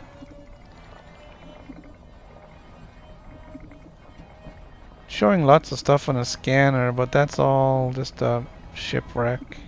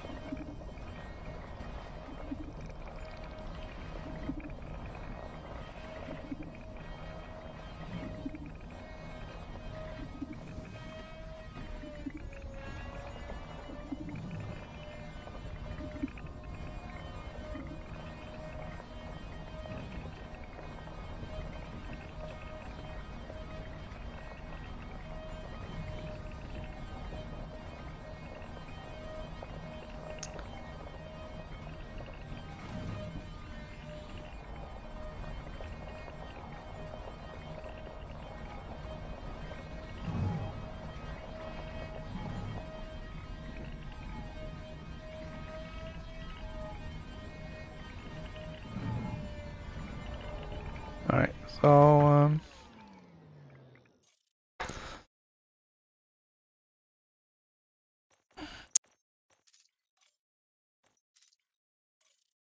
let's go back to solo and try again.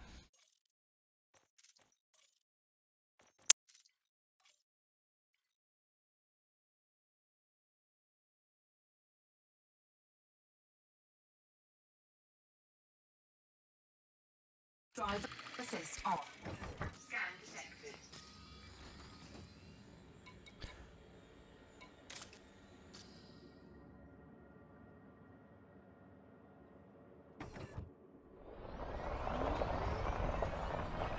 A little freaky because the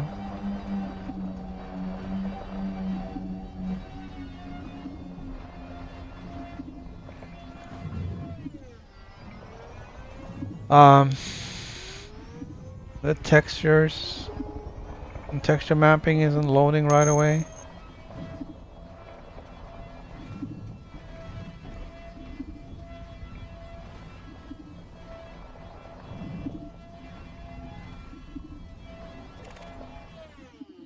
Okay, there's a thing.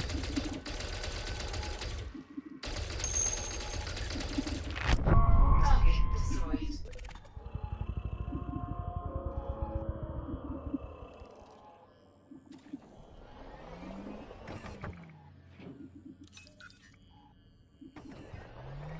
Alright, hold on.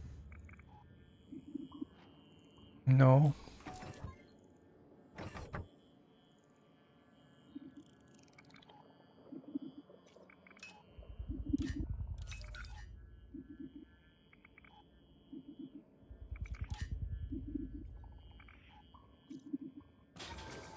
Carcass deployed.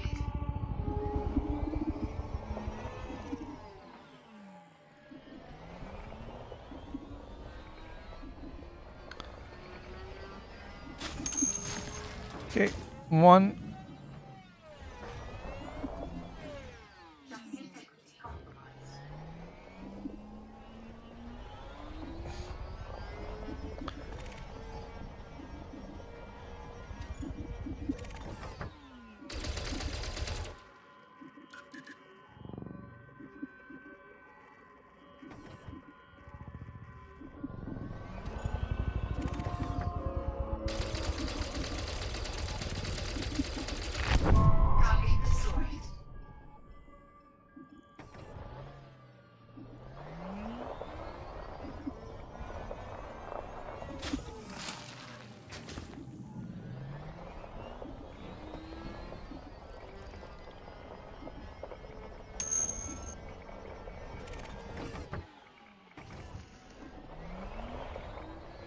Oh, are you kidding me? Rolling in under there? I can't get in under there. Come on.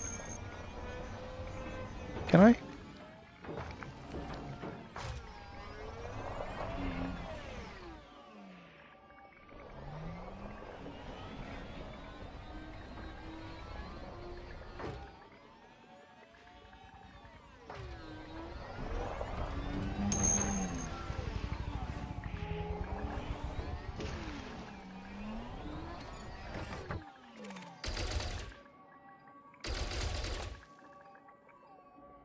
Alright, I can't get that one.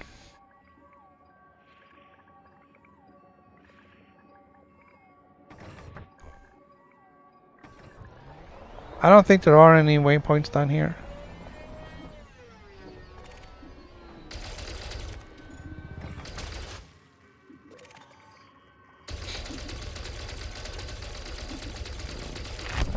Target destroyed.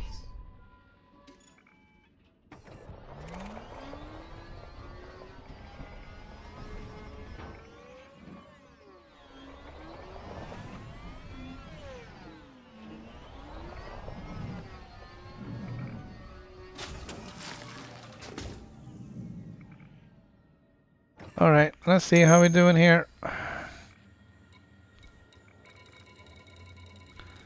Sensor fragment. 27, I need 25.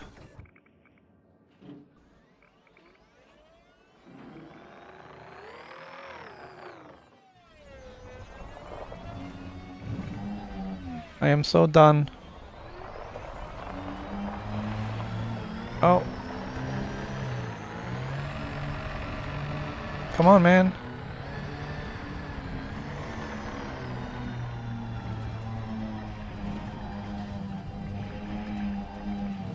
Let's get out of here before the Thargoid comes back.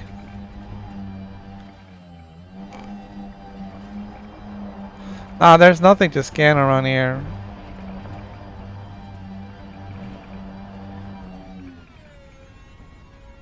And this wreck or whatever.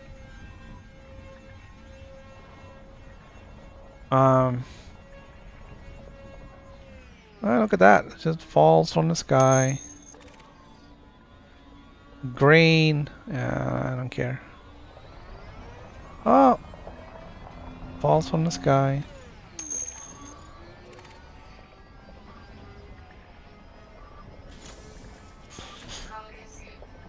Alright.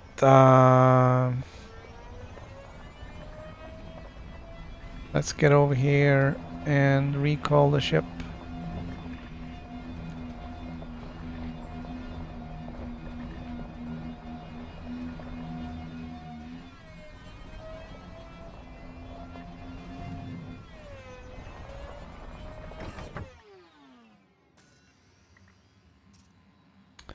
Recall ship.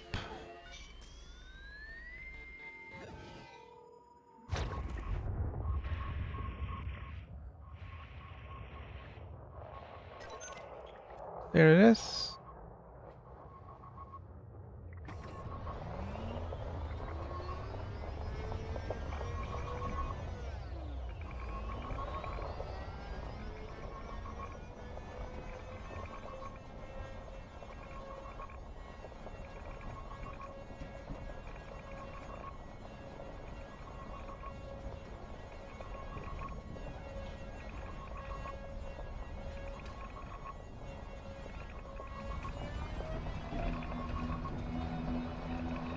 There we go. We got our sensor fragments.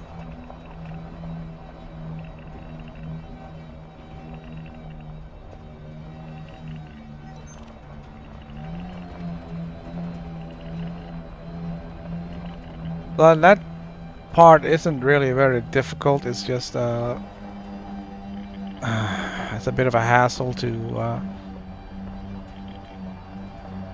get the location right. I don't think you need any of these fragments for anything else.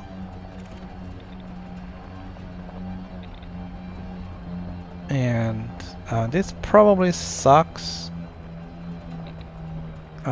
with this outcrop. Unless the turret deploys. Awesome. I'm totally gonna kill this outcrop.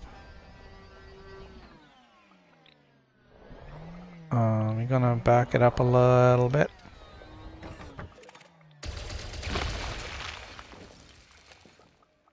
Because I totally need all this stuff. Let's see, what did we find? Yeah.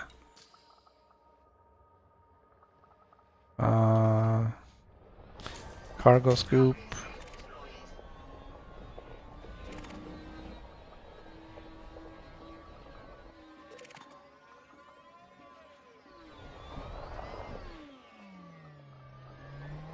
I really hate that there's these tiny little obstacles that this big vehicle cannot get over.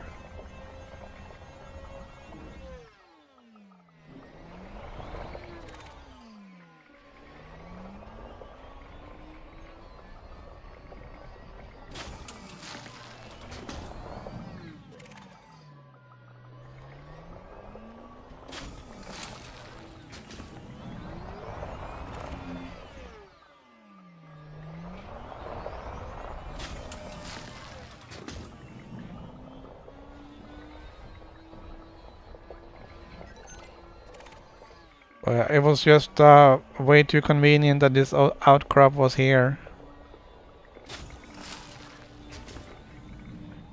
So we are totally picking all that up. I was almost out of iron and all the other very, very handy materials.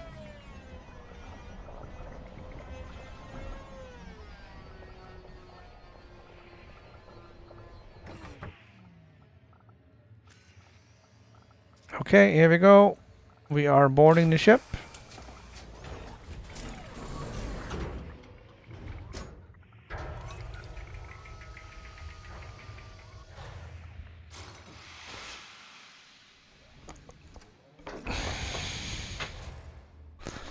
And we got all the things we came for, and then some.